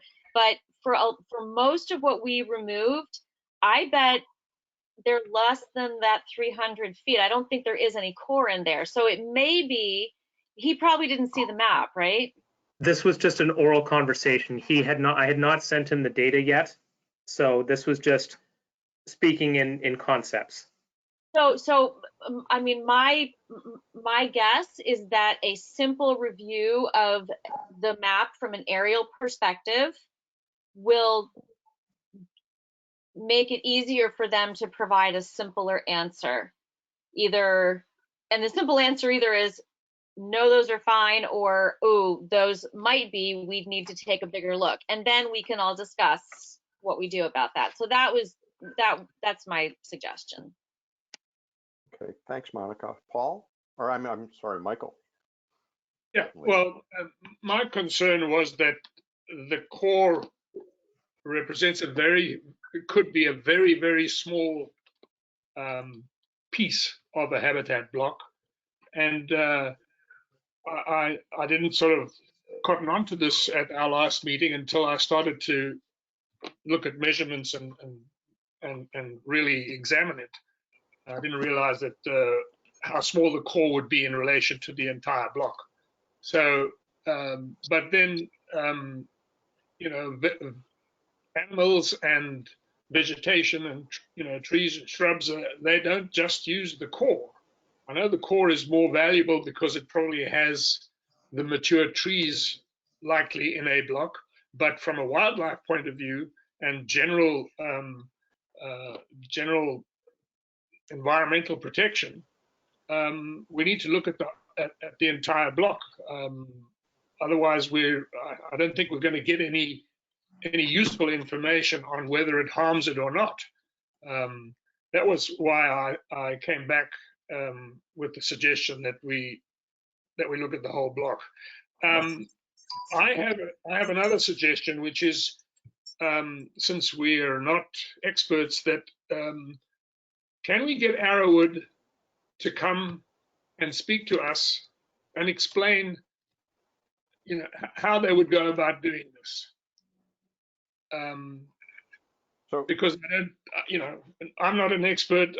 Monica may be more expert since she's done a course with a master. What was it? What course did you do? Naturalist, the South Burlington Master I'm a South Burlington Master Naturalist. Naturalist. Graduate.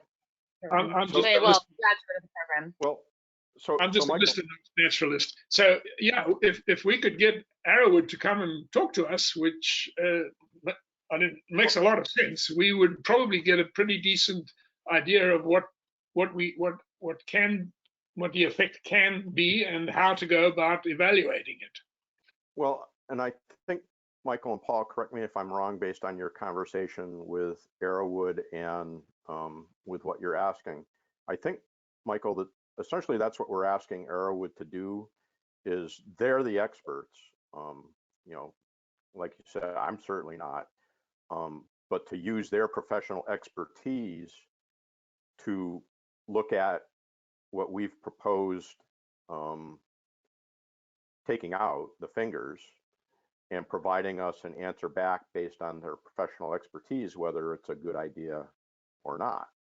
And I think all Paul was asking was for us to essentially give them the latitude to use their professional expertise to make that determination and not tie them into just X amount of feet from a core.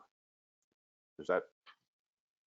Yeah, but what they come back with will be very dependent on what it is we understand that we're asking them to do. And I don't understand that, because it doesn't seem that the consequences of doing it the way we've got it planned now would give us the information we need. So that's why I was suggesting that maybe they should come and talk to us, or I don't know. I'm quite convinced. I'm sorry. I'm quite convinced if they actually see the map, they'll either know they can do it quickly, or oh no, it's going to be complicated. So even like just that first pass through, I think would be very informative to us. Okay, Paul Ingalls.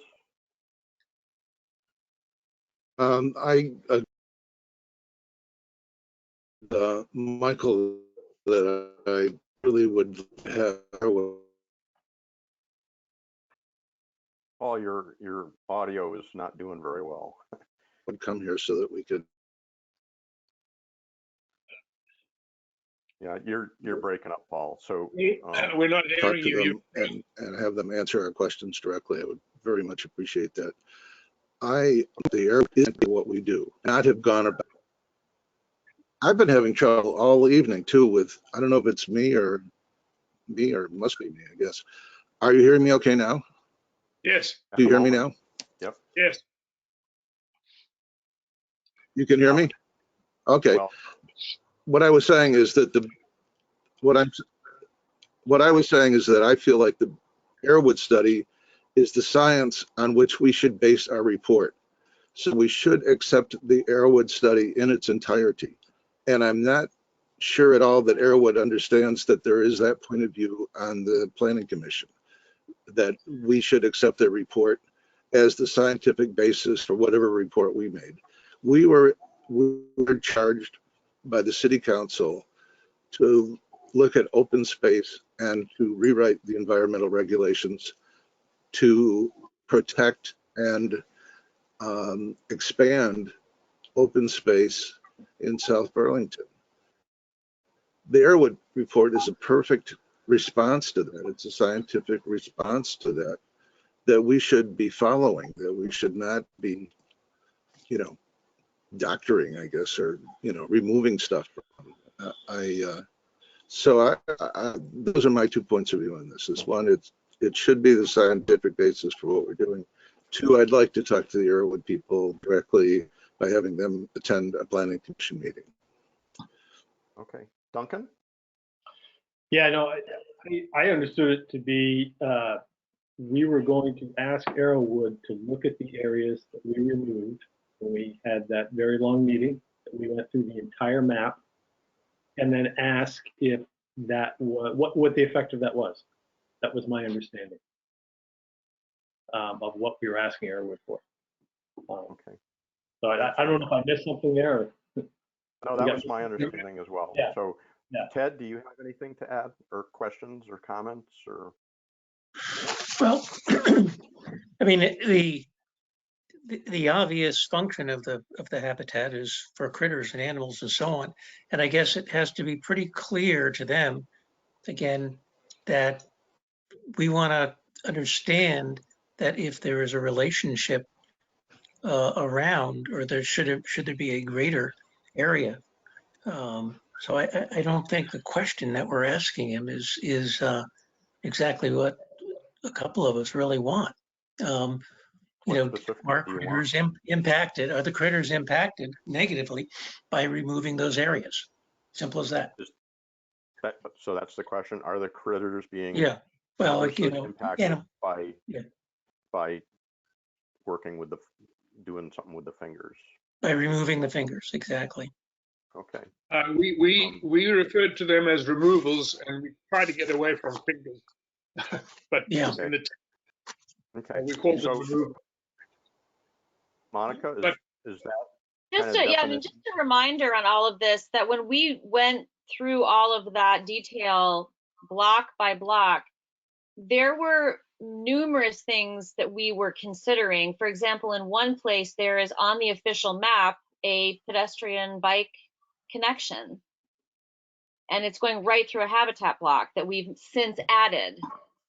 And I mean, we have other language that says, that something on the official map supersedes it. I mean, so we were making policy decisions that were thoughtful of other comp plan goals and needs. So I just wanted to put that out there. The other thing, and Bernie, maybe this is for later, but the one change to the that I would like to propose, and if I make it a motion, I would like to, I make a motion that we add Habitat Block 18 back onto the map. Can we just have Arrowwood evaluate that with the other ones and make a recommendation back to us? Well, Monica's made a motion, and I've seconded it. Well, I didn't hear the motion. She was asking if she wanted to make a motion. I went ahead and did it. I made a motion that we add 18 back onto the map. That was one of the ones we removed, correct? Yeah, that's the only one that we removed in full. That's part of the question we've asked them. Then what are the ramifications of the ones we removed? Okay. Isn't that built into the question we were going to Well, ask them? the question was no, because the motion before was, Well, let's break this up into two parts. So number one, Monica's asked and Michael has seconded to include that block 18 back in.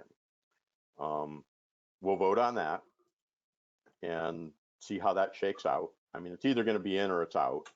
And if it's out, Arrowwood's going to evaluate it. If it's in, they're not. And that'll be the second thing we look at with respect to what Ted defined. So, so let's do the can I first part clarify first. though, Bernie? Can I just clarify that though? Because the motion, the other motion says when we remove a piece of a habitat block, is it harming the greater? On 18, we just remove the whole thing. So they are different, and that's not, evaluating 18 isn't part of what that motion would do. I just wanted to clarify that. 18 Which is very it? Which is Could be, though, 18? but- I'm sorry. What, So what that area was is- my question, Ted. What's 18? I'm sorry. Yeah. Sorry, Duncan. No, that's my question too. It's a 18 small is the one that's off the southwest corner of the main runway of the airport. The critters are hanging out by the runway. Okay. It's a bat habitat. All It's right. largely a wetland, and so from that perspective, it would be regulated. But this is the one. It's the green one in the middle of the screen now. From my perspective, keeping it on is important because it's keeping us consistent with the Arrowwood recommendation. We did not request an alteration to that. We just simply removed the whole thing, and we didn't do that to any other habitat blocks.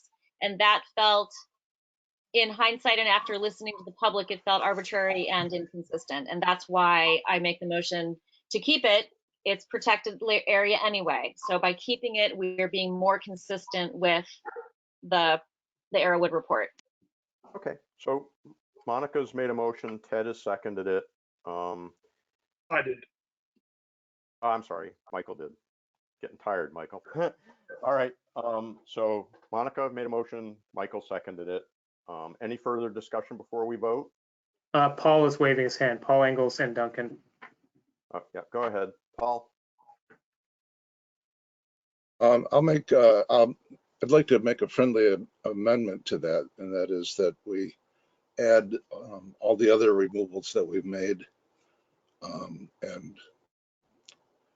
return those to their original state. That is to say, the entire report. Not before we hear from them. I mean, why would we take? I mean, why take one piece of about 11 or 12 different properties and vote on that individually? Why not vote on all of them? Paul, I would recommend that you read the minutes from the very long meeting that we held when we went through habitat block by habitat block and look at that. I wasn't here for all of that, but I can do that. So I just offered an amendment.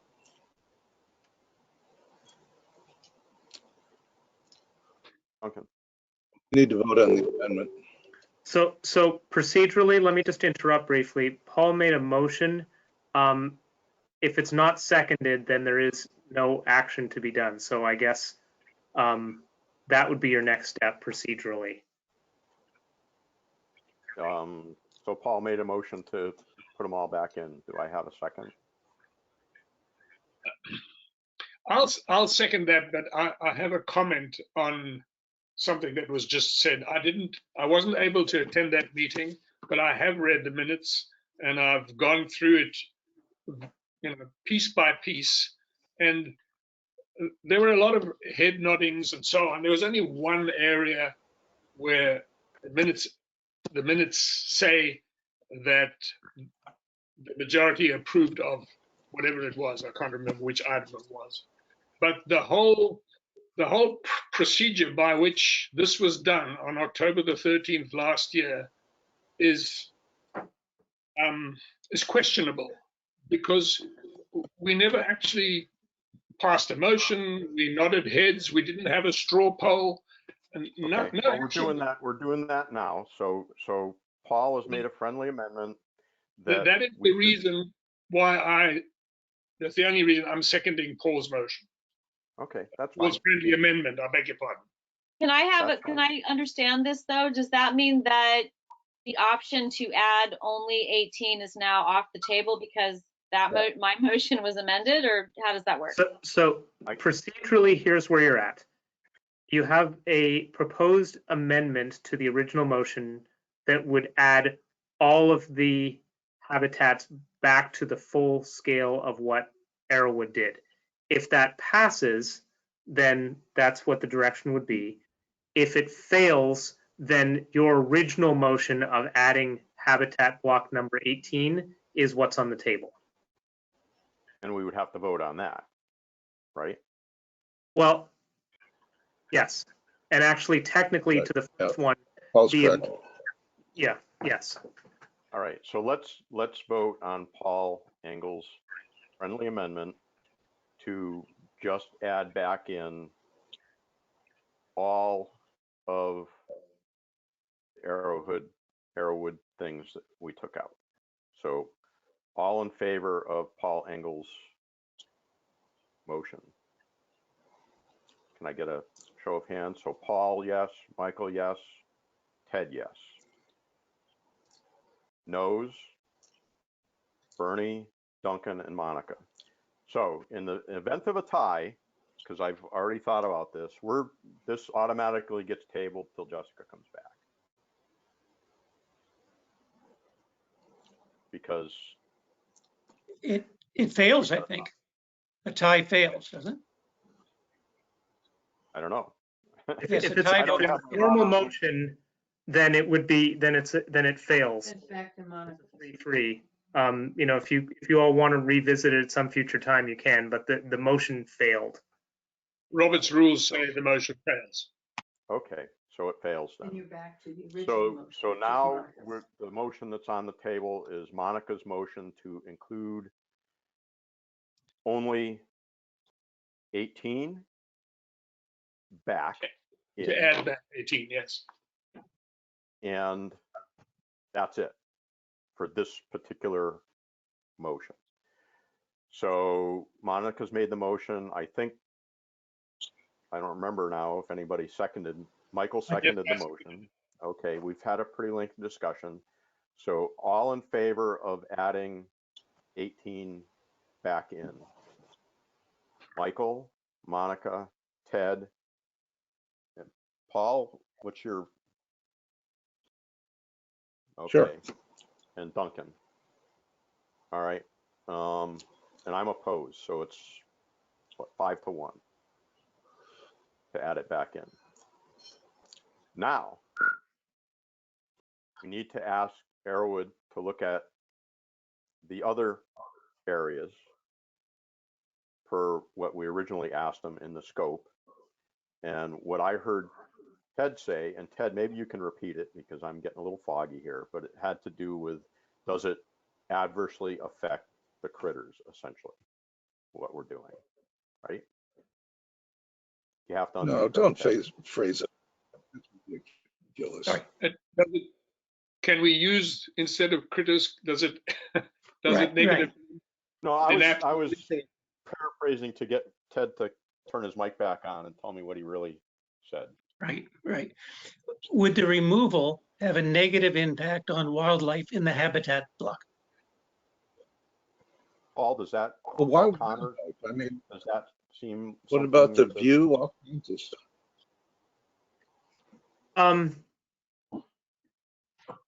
Yes, I think that can work. I mean, I guess I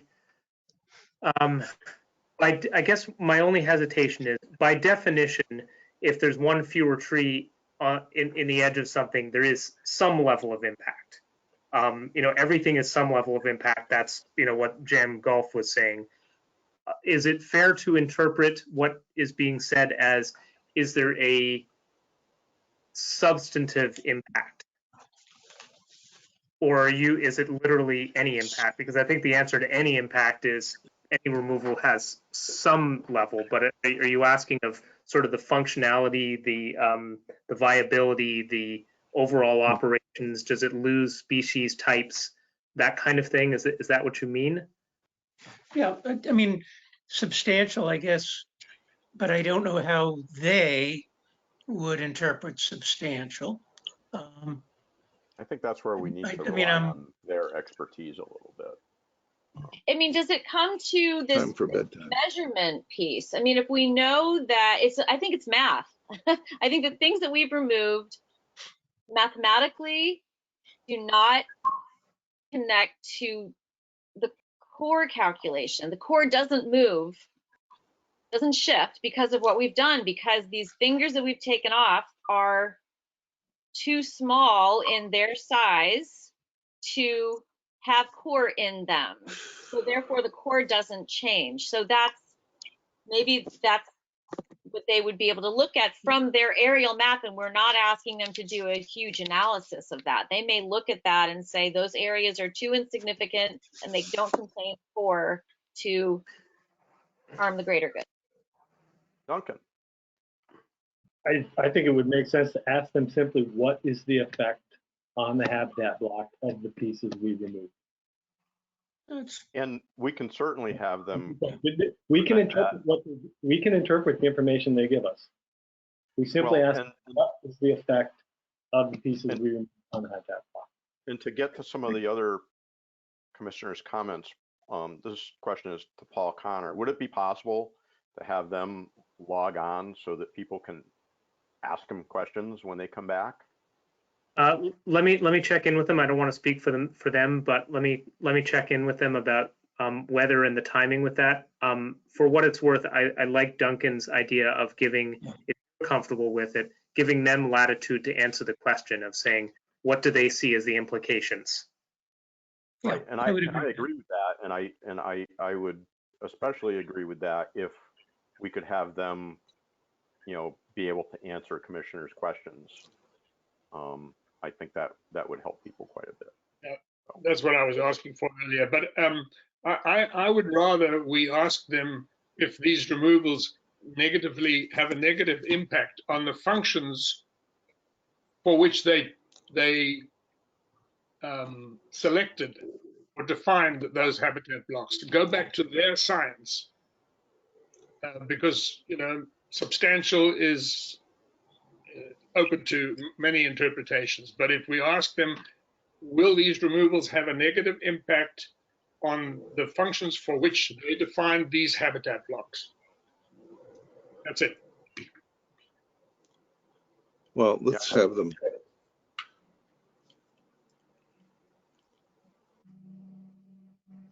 What do you think about that, Paul? It seems to be sort of. Which Paul? Paul C or Paul E? C. I think it was a Paul C question.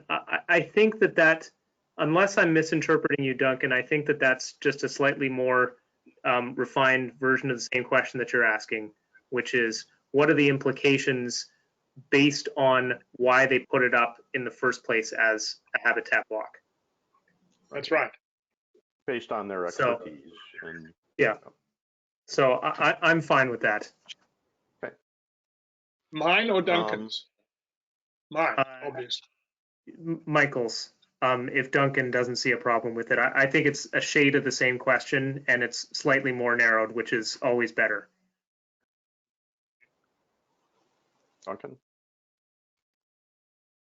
Again, I would just keep it as simple and as basic as we can. What are the impacts?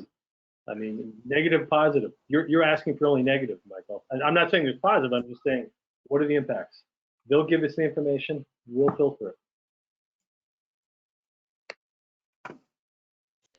I think we ask them for maybe a two-phased answer. One is just very simple. At a bird's eye view, does anything problematic concern you with these changes? Harming the core, harming the greater good. If the answer is no, great. If the answer is yes, then let us discuss, all right, how much work, or let them tell us, how much work would it be to come up with an answer beyond yes. Yeah, so I And then think we we're decide. we're all circling around the same shade of stuff. So, I kind of go back to, they're the experts. We've essentially asked them, through one form or another, what the impacts are to the habitat function and value, and let them look at it.